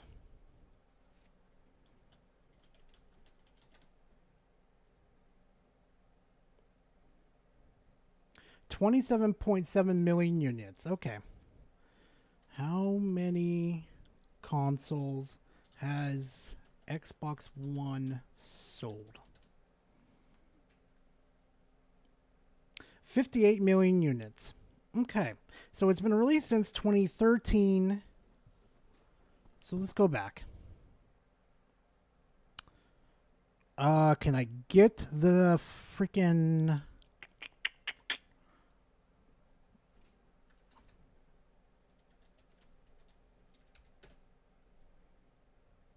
So it's only been 4 years. We're that far with 27.7 million.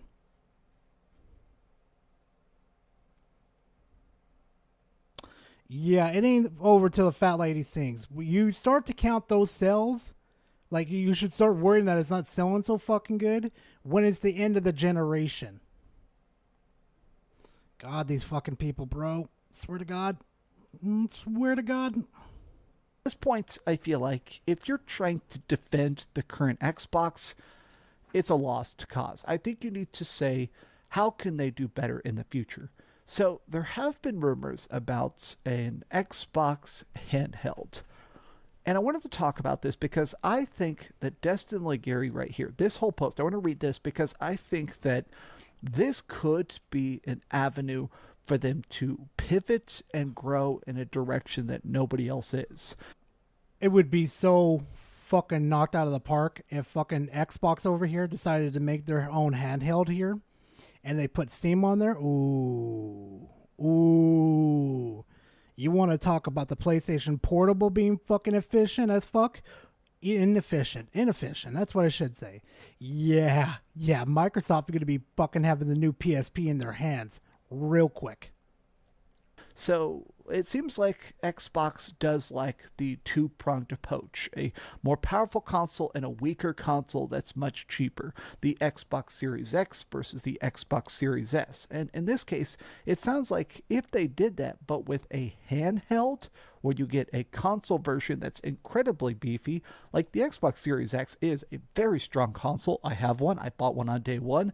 But if they could also release a handheld, like a Steam Deck style thing specifically built to play Game Pass, that's interesting. As a guy who loves handhelds, who does travel a bit, I would love an Xbox handheld. Like, make it like the PSP, a standalone. Are you sure about that? Because all the videos that you cover on fucking Xbox, you just absolutely bash them. God knows we see you make a video and you're just absolutely bashing it. Oh, I would absolutely love. I doubt you have a Steam Deck. I bet you money right now you got a PlayStation Portal. streaming device, a standalone device that lets me install and play stuff, that could be great. It does feel like it needs to hit given these recent numbers. The really weird thing is that by all accounts, I think the Xbox Series X is pretty great. It's just not selling. Can a handheld and beefy console turn that around for them at this point? I wanted to end with this because I think that Destin here does bring up a good point in that. Here's a good point. Yet again, they don't give a shit about the console anymore. The console's there just to have an extension to keep you in their ecosystem. They want you subscribing to Game Pass. There is more people on Game Pass than there is on the consoles. They want you on Game Pass. They don't give a fuck if you buy their console or not.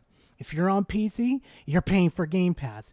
You're on console, you're a potential gamer, you're a potential a customer to pay for fucking Game Pass. They're not worried about console anymore. The Xbox Series X, on paper, they did it right. The console's specs, the console itself, the controller. I mean, this is my primary PC gaming controller. I even had this made. It has my name. Chat, did you hear what he said, right?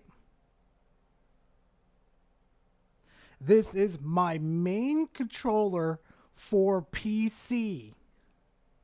My main controller for PC. Do you know what Microsoft has done? Mind you, you could use a PlayStation controller to hook it up to your PC and play it too. This is my main controller that I use on PC.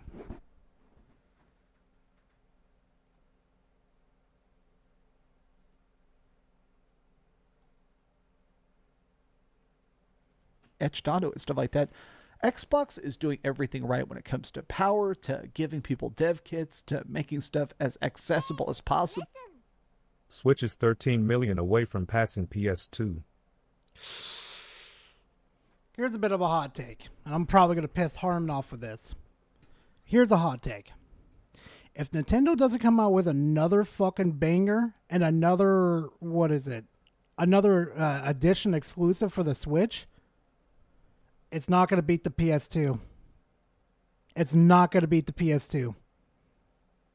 And Nintendo's got to do something before they got to be forced to do the next gen. I'm just going to say it. I just feel like they've accidentally put themselves in Hey, a corner. Switch Boy, how you doing? I still feel like, and I've made multiple videos about this, Game Pass screwed them. They tried to be Netflix, but they didn't have the budget of Netflix. They didn't have the ability to churn stuff out. Like video games takes, but they just accidentally put themselves in a corner. I still feel like, and I've made multiple videos about this, Game Pass screwed them. Game Pass saved them. You do realize if it wasn't for Game Pass, nobody would give a fuck about Xbox. The last games that they released with Halo, absolute dog shit. Infinite, dog shit on release. Halo 5. Or, you know what, I'm going to piss off some Halo fans with this one. Halo 5. Okay? That game was absolutely horrid on launch. The fucking media coverage for that, absolute horrid. Gears of War games, absolute decline. Forza games were okay, but not really the gangbusters as big as, like, you know, Halo. If it wasn't for Game Pass, Xbox would be dead, and Microsoft would have their head by now. Tried to be Netflix, but they didn't have the budget of Netflix. They didn't have the ability to churn stuff out. Like, video games take so much longer to make than TV shows or movies. So where Netflix can flood the freaking marketplace with 1 billion projects for $1 billion, you can buy something for $100 billion like Activision, Blizzard, and Bethesda, and you don't. Okay, they may not have all the exclusives on Game Pass, but they have third-party games on there too. And yeah, my exclusives are on there. No, they have third-party games on there that I've been really attracted to and that I've discovered that were just absolutely fantastic. Dreamcast. Get your fucking mind out of the peasant mindset. It'll help you. Trust me.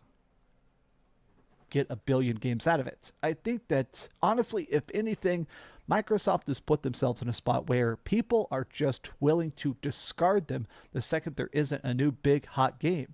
And with delaying Avowed, with things like freaking Starfield's expansion without a freaking expansion, or without a release date, Indiana Jones without a release date, I think Xbox has put themselves in a spot where it's difficult to be excited about them. It's how? Because they're spreading out their games, Dreamcast. They're not trying to convolute it like fucking EA did it with Titanfall between Battlefield and COD. They're just trying to spread it out. Oh no, the last couple months within this year, they need to have 20,000 exclusives to make it even right.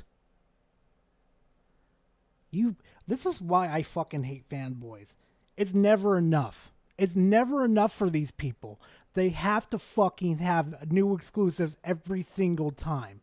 If it's not a new exclusive, if they don't have 10,000 new exclusives on their platform, they have to rage and freak the fuck out. This is why I call them peasants. That's what they are. Sorry. difficult to care. These are just off-the-cuff thoughts. I wanted to ramble about this a bit because, honestly, I think that Xbox, when it dies, it's going to be bad. I feel like Xbox games being on PlayStation may boost the sales of the PlayStation, but I am nervous about what happens when we have less options, when we have less competition. How is that less options? How is that less options? Please tell me when you give me more options to play my games wherever I want. And you know Sony's doing the same thing, right? You were the fuckers that said they're not going to port their games day and date on PC. They're never going to do that. That one horror game that's getting a remake is going day and date to PC. Concord is day and date on PC. Fucking hate that game, by the way. Helldivers 2 is day and date on PC. This little narrative that you guys got going is starting to fall apart. But these are just my thoughts. What do you guys think about this? Give it a like, subscribe if you haven't already, and please keep dreaming. The battery on that camera is at 1%. I did it. I did it. Thanks so much for watching that video. No, if you fuck off. No, I ain't doing shit. I ain't doing shit.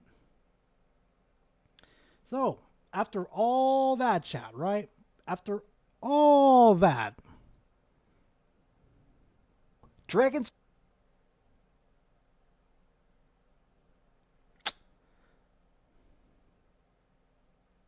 Hey, so, this this fucker went to QuakesCon after releasing that video, like a day after. Literally saying there's no hype around Xbox.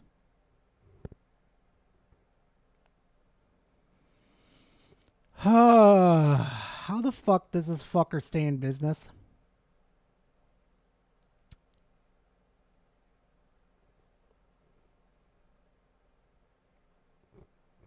I'll never understand, chat. I will never understand. This fucker right this fucker right here. Look. Is an off-the-cuff little video because I just saw 10 minutes of secret gameplay for Doom: The Dark Ages. Now, I'm currently at QuakeCon 2024. This is a big event every single year. It shows up, Bethesda shows up, a bunch of different Microsoft studios and stuff show up, and they kind of unveil the future of what they're working on. I've been coming now for 10 years. I've had a chance to play The Evil Within. I played Doom 20. The Xbox brand's gonna die. It's irrelevant. It's gonna die if it don't start doing something. And here's this fucker going to QuakeCon. Literally the next fucking day. All right, chat. We're going to go ahead and switch over right over to Twitter. The land of the fucking, I want to question my own fucking existence over here. And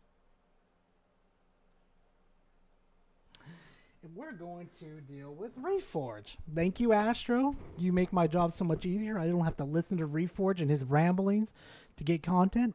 You find it perfectly fine for me, but there are some others I do want to rip his ass apart about, which will be in videos.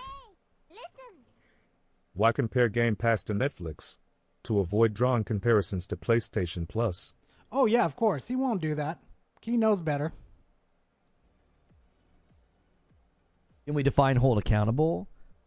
Okay, so a lot of times what people mean by that is they want people out in the streets on Twitter and YouTube basically criticizing Xbox and quote-unquote holding them accountable. I want to let you in a little secret. Even if all of those Xbox podcasts, the Bleed Green podcasts, if instead of shouting, hold the line, they would have been like, hold them accountable, right? If they had t-shirts and merch that said, hold them accountable, you know, and that guy's screaming that instead, it wouldn't have changed anything. Oh boy, how we've forgotten. How we've forgotten.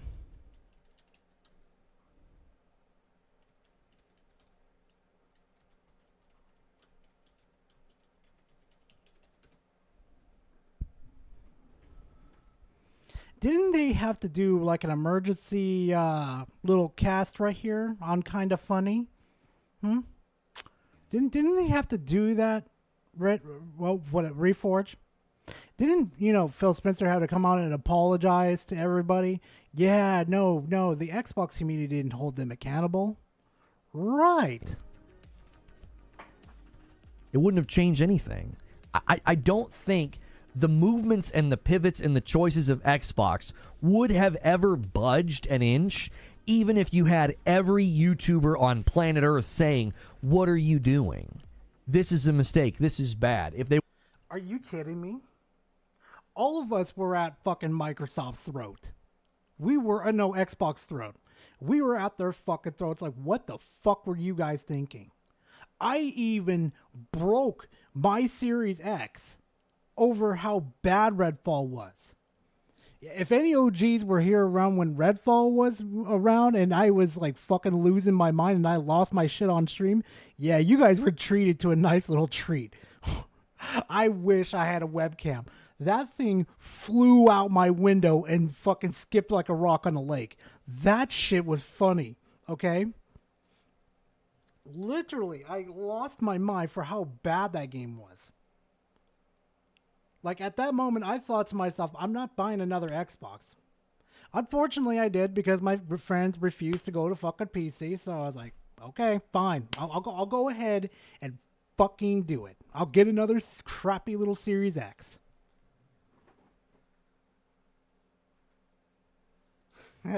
Yeah, it was Vanguard. Yes, it was.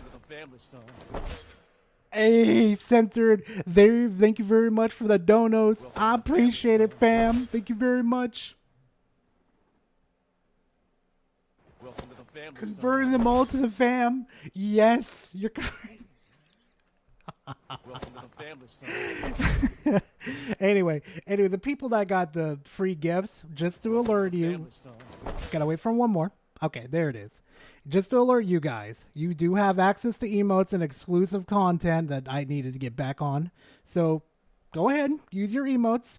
You spam them as much as you like to. I don't get on your guys' ass about it. You guys know you're allowed to do it. Be fucking heathens for all the shits and giggles I give.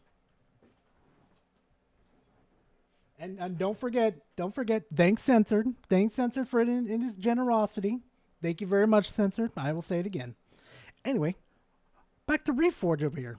Got a brain blast all over him. It would have been critical of the Series S. Instead of astroturfing for the Series S, it wouldn't have changed anything. It wouldn't have, because these plans were put in place. You don't pull the e-brake on this amount of distribution of hardware and these types of business decisions. You don't pull the e-brake on that because of some YouTubers and Twitter accounts. Reforge? Did we forget what happened with Helldivers? About how how pissed everybody was about the fact that Sony was implementing a login and now they finally wanted to force it. The whole internet collectively shat on Sony, and Sony had to reply.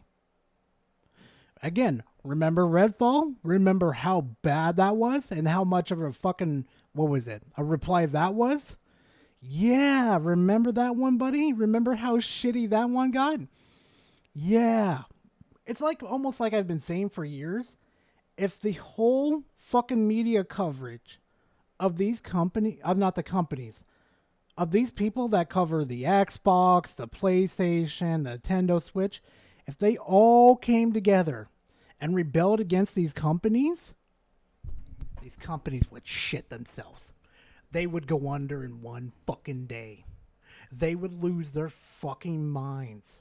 They would have no idea what the fuck to do, Reforge. They'd be pissing, shitting, cubbing themselves. They would have no idea what the fuck to do.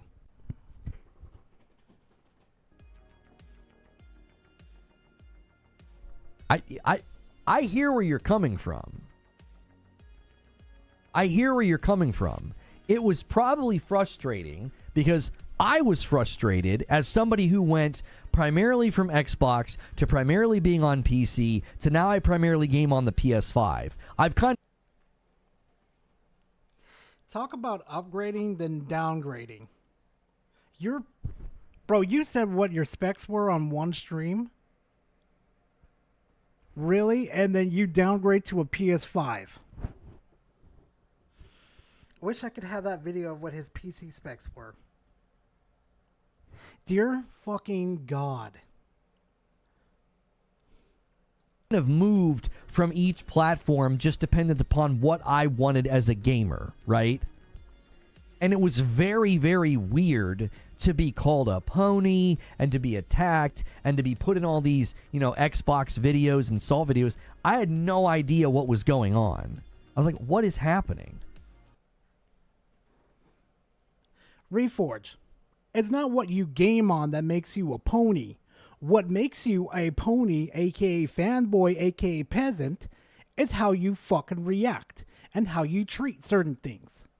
Do you think I just call Dreamcast, MBG, fucking King Thrash, or the many others that I cover? Do you think I call them and Harmon Smith? Do you think I call them fanboys and peasants for any good fucking reasons? Yes. Yes, I do. There's a reason. And all these fantastic people that watch me know the fucking reasons why. So I get where you're coming from. I watched a bunch of people. They were dishonest. They were bad faith. They were disingenuous, completely misrepresented, and acted like ABK was going to be great, and all the rest of us were just being Xbox haters. And motherfucker. No. You know what? Chat, give me a minute. Instead of just telling you, I'm going to go find that video real quick. Hold on a second. Hold on.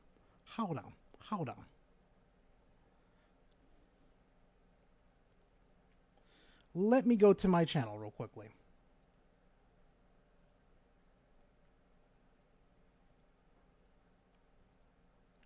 Because I want you guys to hear what he said about the ABK. No.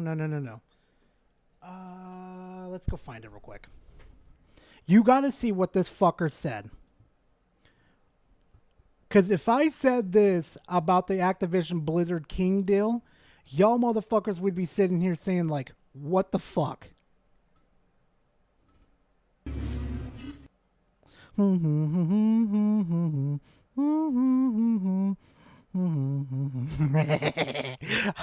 Okay, dead ass real quick.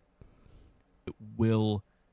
Do you ever look at someone and wonder what is going on inside their head?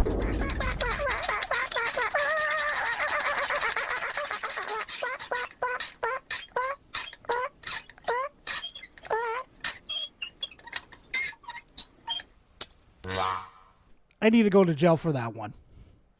Just for that one, I need to go to jail. Go exclusive after the 10 years. And the reason why I say this is because... Now, where's fucking there's Reforge. Saving money is all it takes to satisfy you. The bar of didn't want to sign the fucking deal in the first place. The folks cheering for this deal have set the bar of excellence so low that saving money is all it takes to satisfy you. You don't need amazing next-gen titles, because you don't have any. You don't need tech innovation or better hardware, because you don't have any. Saving money is just part of the problem. Wait, okay? no. I think We that's do the need part of good it. Wait, games. Like Hi-Fi Rush when that is basically the new Xbox consumer motto. The fact that gamers can't see pushing large developers, publishers, and game projects into a submodel, you can't see that that's value destructive, that is baffling to me. Ignoring the fact that Activision avoided Game Pass up to now should be a huge red flag. The loss for the FTC is a loss for consumers. if I came out and say that Activision was avoiding Game Pass and it was a good a good business decision, end me, chat. Calamar me. Fucking calamar me. Fucking end me. But nah, we're gonna go with that. Okay. Misrepresented and acted like ABK was going to be great, and all the rest of us were just being Xbox haters. And look at all of them now. Look at all of them now, having to admit that the ABK merger hasn't helped the consumer. It was a mistake. Look at all the bad things that have happened since. It hasn't changed the reality of anything. And I get pointing to that and being like, why wouldn't you hold them accountable? Why wouldn't you have basically asked for better this generation from them? Same thing you could ask of Sony. This generation has not been any better. If I was to categorize the PlayStation model right now, with the consoles like in a what was it?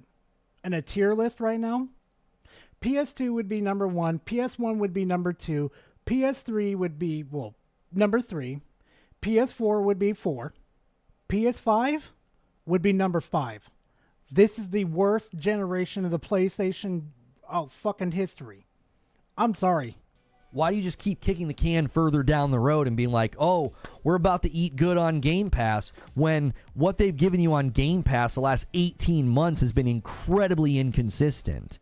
Incredibly inconsistent? You do realize that there are fucking shit tons of games to play on Game Pass. It's like a mini fucking Steam. You do understand that, right? Compare it to Steam, is like Game Pass is a mini Steam, where it has plenty of games for people to go play whatever games they want. If you're there for the exclusives, I can understand the argument. But for access to million other fucking games, you lose. You lose in this argument. What do you mean eat good on Game Pass? What have you been eating? I mean, what are you guys, intermittent fasters when it comes to gaming? What is this? What do you mean you're eating good? We are eating good. What the fuck are you talking about? You're paying PlayStation $18 to a limited access amount of fucking games. Does Riri talk to his wife that way? Oh, no. No. See, I've known Riri forever since he was doing Destiny content. Bro, he had to bring his wife on for his apology video, okay? And she was literally bossing him around on how he should approach this. He's the bottom. Okay? He's the fucking bottom. I have Game Pass, and I had to play Hellblade 2 on my PC. Same with Starfield. Oh, big fucking deal. You have Game Pass. Whoa. Really, Reforge? Good for you. You should really like Game Pass because you get access to more games. But of course not. No, Xbox bad. Xbox bad. So I get it, but you got to understand, even if all those podcasters would have, had a shred of decency and not gone on the attack for people like me that were against the merger. So the Iron Lords can't fucking meme, but when they try to and have some fun with it, you take it as a personal attack. Hey, Reforge, I think you got to worry about people like me who are going to call you out on your bullshit. because I'm going to catch you every single time you fuck up. And oh boy, my audience members love it when I catch you fucking up. The views, the likes, the comments tell me that they fucking love it, especially with Harmon. They tell me. And there's reasons why I keep doing it to you, buddy. It's because you keep running your mouth pretending that you know what you're talking about. But deep down inside, we all know you're full of bullshit.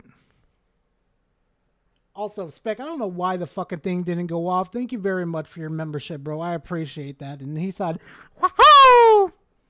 Oh, God. Oh, God, that's going to be turned into a fucking meme now. Just like the oh motherfucker. Oh, no, that's going to be turned into a fucking meme. I could feel it now. Or for people like me that were critical of Xbox, if they would have actually stood up and said similar things, I don't think it would have changed anything. It wouldn't have changed Xbox's plans or their strategy. If all those podcasters would have come out and been like, "Yo, well, we don't agree with the ABK merger," what do you think Phil Spencer would have been like? "Well, yeah, the podcasters don't like it. We better not do this." They would have done it anyway. Again, you don't know, Reforge. Like I said, if the internet all came together and we all came in unison and said, we are no longer supporting you, we're canceling our subscriptions and everything, we don't agree with this ABK deal, we're going goodbye. Microsoft would have shit themselves right in the fucking bed and ran it back, saying we're no longer buying Activision Blizzard King. They want to ran it back. Oh, but wait a minute. But, there's a good counter argument to that, though, too. They weren't going just for Activision Blizzard. They were going for King. They wanted to penetrate the mobile market to get Candy Crush and the many other games that are very successful on there. So, they could have left the console market perfectly fine, said, fuck you y'all, go right ahead. We got fucking mobile games now. We'll be perfectly fine. They would have done it anyway. They'd have gone forward with it. They'd have moved forward into a publishing, more of a publishing role than a platform, and taken on a software strategy as they are now. Nothing would have stopped this from happening. Except, unless the regulators would have stopped it. That would have been the only thing. I don't think the podcasters and the fans had an opportunity to stop this from happening. So that's what I mean. I don't agree with going after the fans and the YouTubers. I don't think that's productive because I don't think it's their fault. The lack of sales are the only things that moves the needle, and it still took years. Well, here's the thing, Zubair. How did last gen not communicate what people value? How? How did an Xbox misfire one more time? It's unbelievable. It's like coming out of the... They didn't misfire this time. Okay. They're just starting to gain back their turmoil. They're starting to wrap it back up, okay? They really fucked up with the Xbox One, okay? Their image really got fucked up. Ugh. They really fucked up when they did it with the Xbox One. Now they're starting to come back with it. Sure, it's not going to be immediately. But they're slowly coming back with it. I would be saying the same thing with Sony if we were in a parallel universe and you were an Xbox fan and Xbox was doing really well. Xbox One era, it's how could you guys not see what was needed? It doesn't make any sense to me.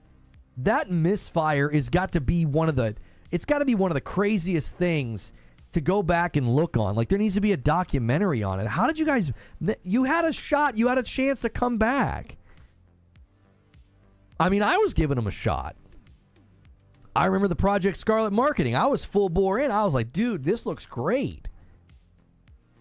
The entire Xbox experience this gen can be summed up in one funny clip. You had. Just wait until. That's right, Dodevas. Just wait until.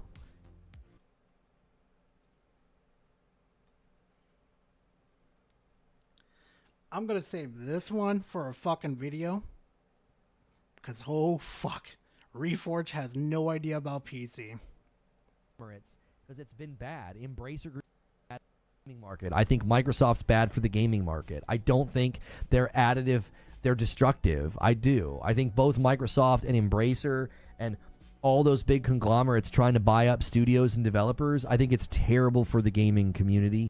So are you going to add Sony to that list? You going to say them at all?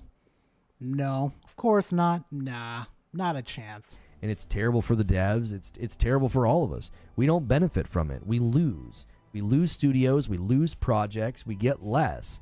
It's not additive. Microsoft's acquisition has led to less games coming to the market, not more. If anybody, Embracer Group and all their...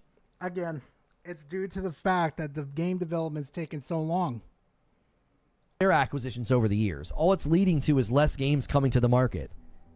Right? Because they got into an unstable position and had to start selling off and closing down studios. They didn't even sell off studios. They just... Oh my god.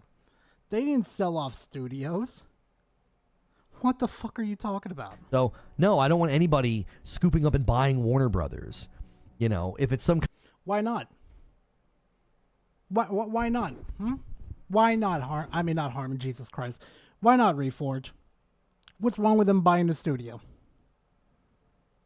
Let's be honest here for a second. It's either they get bought out from somebody else, or B, big one here, and keep this in mind too, they go under and they lose the developers.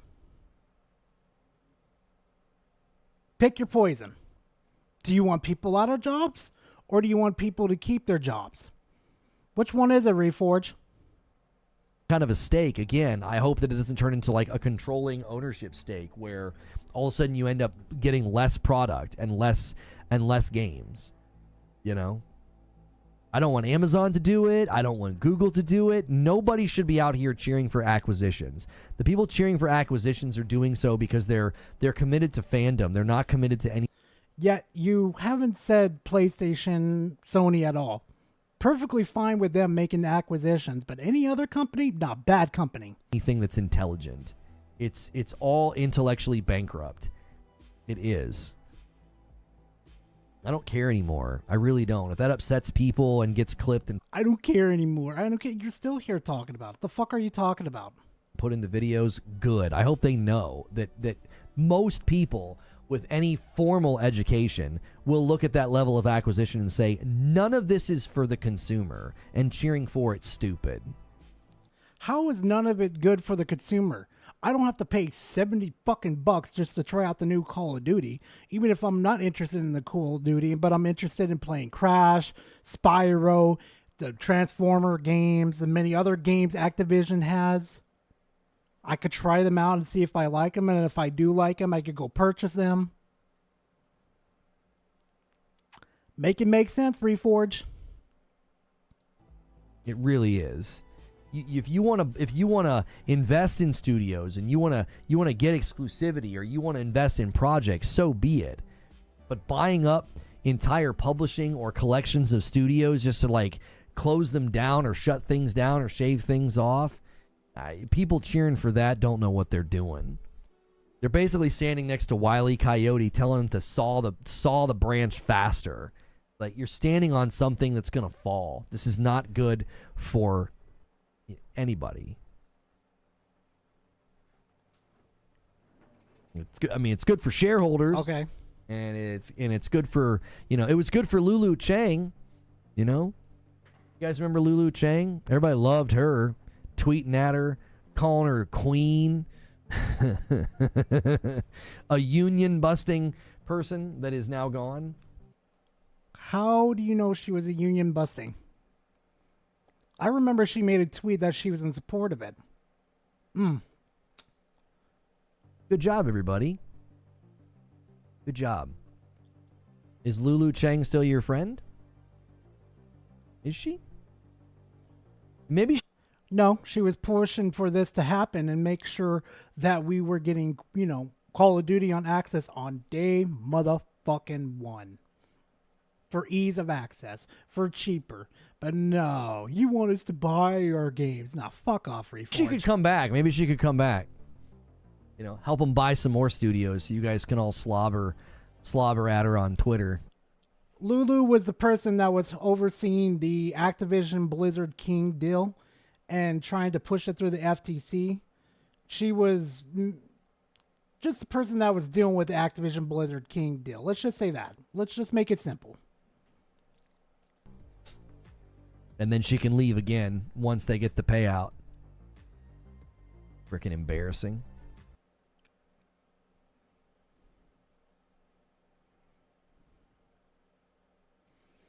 This one I'm interested about. Wait, no. This right here. This little clip right here. You know, PlayStation key. So we're all like hoping and praying that, like, you know, PlayStation grabs the rights to Batman, you know, and hands it to Insomniac. So we're all like, no, God, no. Please don't give it to Insomniac. God, no. Please, no. Not in this day and age. If it was the old one, I'd say, fuck it, why not? Let's do it. But at this point, no. No, hell no. Ooh, yes. Ooh.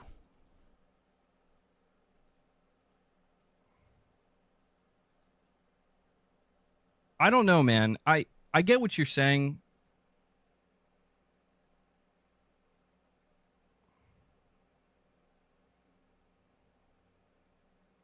Just give me a moment. Hold on.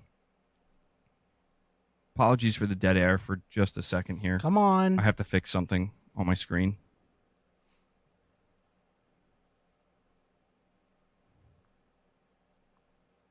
Okay. All right, let me try this again. Moonshot, I'm sorry. I have to just reread what you posted here because for some reason it completely cut off on my screen. I don't know how much a great showcase from PlayStation would really silence much of any negative redirect. People have these internet personalities and identities to be negative and troll in the name of these corporations. PS5 could have the best show and it wouldn't matter. You are correct to a certain extent. It is true that there are now these internet personalities. There are people who, Come on. that's what they're known for, and so that's what they're going to do. That's why I think it's so comical that, like, not to bring it up again, but just because, based off what you're saying here, that's why I think it's comical that, like, I will sit here on my channel, I will stream the entirety of the Xbox showcase, and I will say good things about it. Someone's salty. Someone's salty for being into salt content because he wants to talk all that good shit. Like, really? Really? BG, you're fucking pathetic. I swear to God. I can't with you, dude. Oh my fucking God. Nah, we gotta end on a strong one. Ooh, you know what? This I'll make a nice little comment about this. So, if you guys know who Astrocross is, right? Pretty good guy. But he was one of the ass defenders of Destiny and Bungie's poor decisions, right? He's a good guy. I don't hate the guy, but some of the fucking things he defended on Bungie kind of just irked me fucking wrong. I kind of laughed at this. Listen to this. The marathon story kind of reminds me of Suicide Squad. And the reason for that is because Suicide Squad started... That's the look of a man like, oh my fucking God, I fucked up. I chose the wrong company to fucking defend my ass with.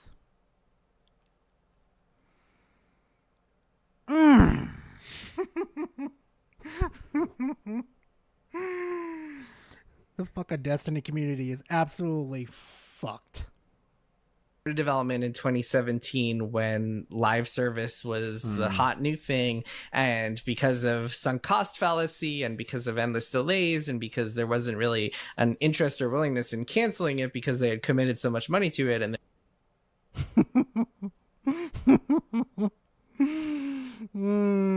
watching these motherfuckers burn makes me happy. Souls-like, etc. All right, let's go listen to, I guess these are the Sony ponies that are trying to explain what a Souls-like is. But I haven't seen the actual review. Worldwide with the $5 super chat says, big Souls enjoyer here. I truly hate Souls-like, etc. Title. Lucky, not too sure. I never got too I never got to know him too much as a content creator, you know, but it's like, he's, I've watched a couple of his videos too, and I'm just like, he's kind of like a content engaged farmer. Like he'll have this clickbaited, just 100% clickbait video, and I'm just like, nah, I ain't fucking with that. But I haven't seen the actual review. Worldwide with the $5 super chats says, big Souls enjoyer here. I truly hate Souls-like, etc. titling. It's just so reductive to the game identity, to the game's identity, can harm it more than help it, in my opinion. Thank you for that super chat. Well, that's why, and I mean, I say it half jokingly, but I'm sure someday we should have a real, true knockdown, drag out fight about it. This is why. Look, I don't own Souls, right? So I'm not going to claim that I can declare any social ownership of Souls. I want you guys who like Souls games to have that conversation. But what you mentioned about like to you, Souls games are dictated by their difficulty, like as like the primary indicator of whether or not it meets that category or not. That's the point where I feel like it becomes what Warwana said, that it's really. Wait, what's going on with Dreamcast guy? What the fuck is going on? Hold on.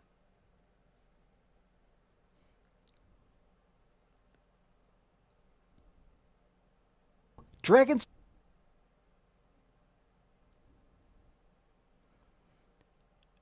Is this what you're talking about?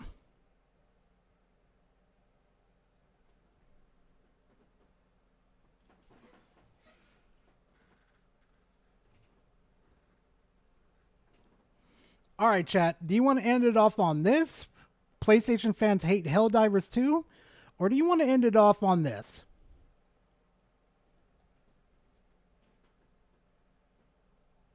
Okay, we'll hand it off on Dreamcast guy. We'll do this. What's up, gamers? Dreamcast guy here, and today we're going to talk about PlayStation and the state of Helldivers 2, because it seems like the developers have, at this point, completely pissed off everybody. PS5 owners, the Steam players, pretty much across the board, people are saying that the developers are attacking them, and also saying they want a refund, and now even talks about the fact that some people are calling the game a scam because of all the weird, terrible changes in it. But I want to discuss this because not only do I like Helldivers 2, not only have I played a lot of Helldivers 2. Press X to doubt you've played a lot of Helldivers 2. Press X to motherfucking doubt. But I feel like this is a sign of things to come. I think the hate for Helldivers 2, it's clearly sending a message that Sony is hearing. But let's discuss. Hi, hope you're having a great day, and if you could, please. Oh, I was, until your ugly mug decided to appear on my fucking video. I mean, my screen. I would like it if you gave this video a subscription and liked it, but let's get into it. So, is it that bad? There's been... Wait, is it that bad? It's mixed now?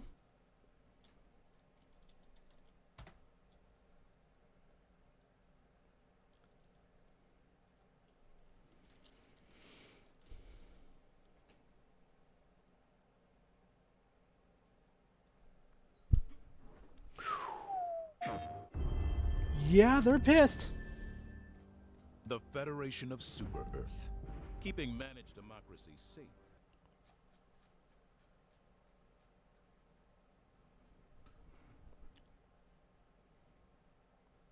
Yeah, thank you, Vega, thank you. Yep, they're pretty pissed.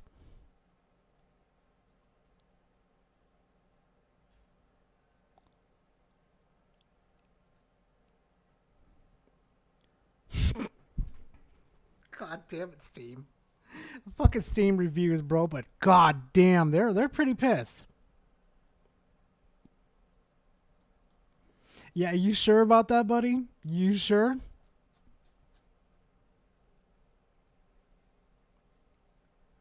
Yeah. Yeah, chat, I am starting to think that Helldivers have really low. Look at this. Oh, beautiful. Beautiful. Oh.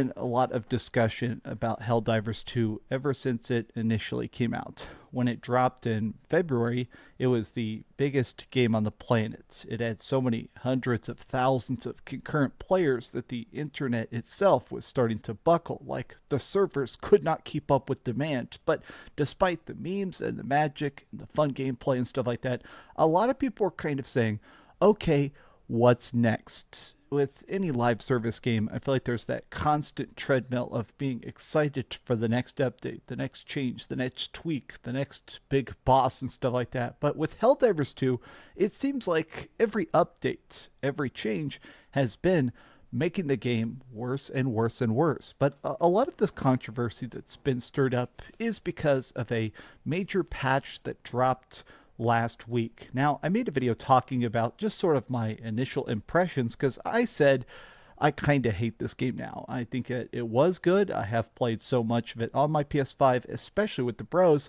but every time they try and tweak things, it just takes away more of the fun of Yeah, I'm sorry. I gotta kind of agree with Dreamcast there for a second. See, I subscribe to the fucking thing of how imbalancing your game, but it's not the fact of you need to play the nerfing game with fucking Helldivers. The game that you need to start playing with this game, especially you're starting to get into the more difficult aspects of the game, you need to start buffing some of these weapons so they're designed to handle specific things. Not to mention that the maps are bigger and you're starting to get, sometimes you need to split away from your squad to go take care of certain objectives. I hate to say it, but you guys keep nerfing fucking weapons to the point that people are just not going to start enjoying this game anymore. They're just going to look at it like, I'm playing fucking Destiny. All my weapons are fucking useless. I'm just killing these bullet sponges for absolutely no reason. What is it? Like, let me ask you something, chat. How fun is it to fucking shoot a bullet sponge? If you were there D1 and you fought against Valak, whatever his name was, that fucking, whatever that fucking space walrus was, their fucking thing, Cabal. How fun was it to shoot that big ass Cabal? Were you guys there that D1, that first year when you fought against that Cabal that was just super spongy? How fun was that, chat? Oh, I'll bet some money Bungie is. I'll bet you some money, Censored. Not to mention the guy that was originally a CEO stepped down and put a new guy in. And I just thought to myself, yeah, this guy's going to kill this game, so it's time to pull. Just time to abandon the game. Here, let me show you something, chat. You guys thought the last time that the health bar to fight what was it, fucking Chansey, basically the House Soul, that health bar went down? Oh, get ready for this one. Destiny 1 Cabal Strike Boss.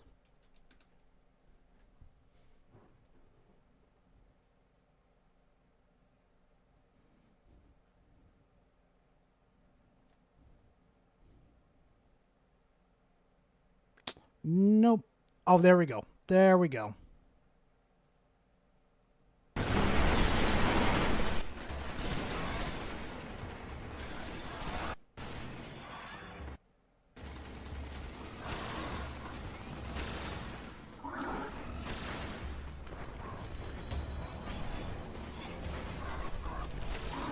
Okay, this was before the nerves. Look at that.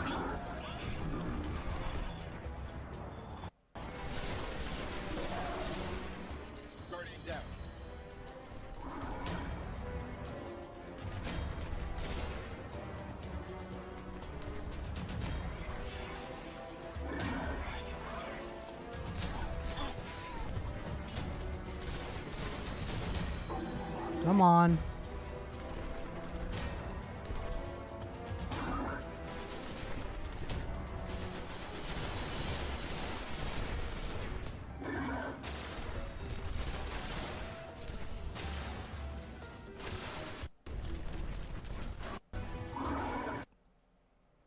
And they've been wailing on this dude. They're just wailing on him.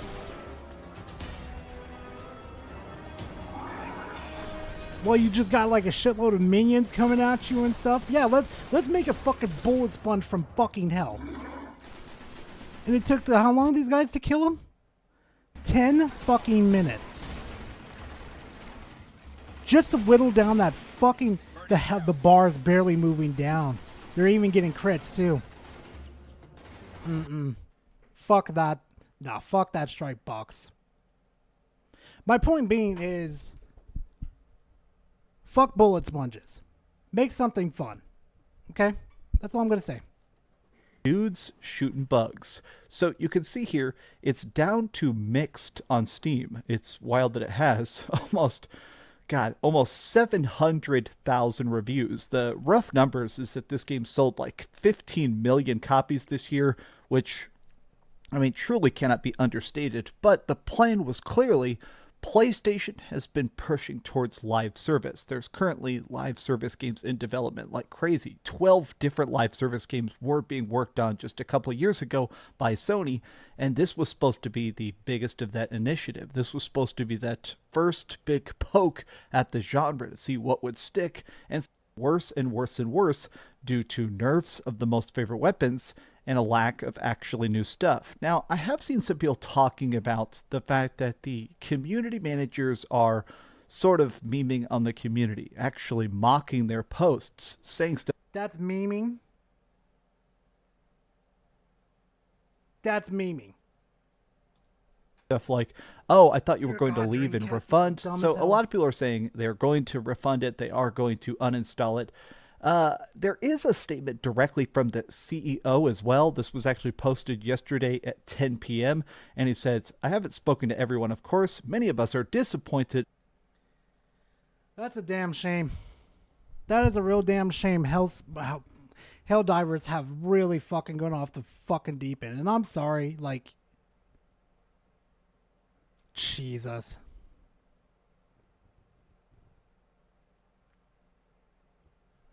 Yep. No, you know what, chat? That's pretty much all the content I got you guys for today. The way I could see this video going right now, there isn't much substance that everybody is saying, and fucking Dreamcast in general, it's just fucking boring. God, he's absolutely fucking boring. So, this is what I'm going to offer you guys. Just as an ultimatum. Well, not an ultimatum, but just as a thing. Either A, I can end the stream right now and we could just go chill out and just relax.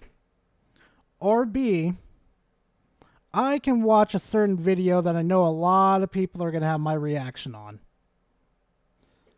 Think about watching this. I'm going to go with nah. I want people to go support that.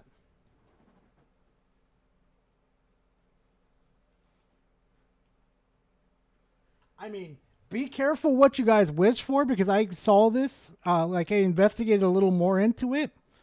Ooh, shit. Ooh, shit. That is some interesting shit.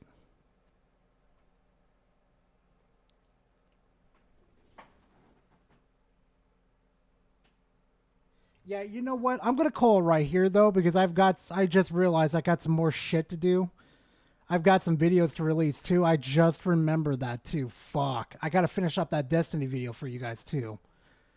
Gotta love living the life as a content creator, guys. You gotta love it. So, you know what? I am gonna call it here, guys. Remember, I owe you guys some more content next week. Remember that.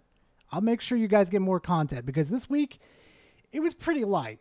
I ain't gonna lie. The PlayStation fanboys weren't acting too much, except for King Thrash over here being an absolute douchebag over here. Fucking Christ with him. But like I always say, fam, thank you guys for stopping very much on this fine little Sunday. I'm so glad you guys stopped by. We had a nice little fun time. And like I always say, towards the end of my fucking streams and videos, I'll see you in the next video, next live stream. I don't freaking know. See you guys later. Later, fam.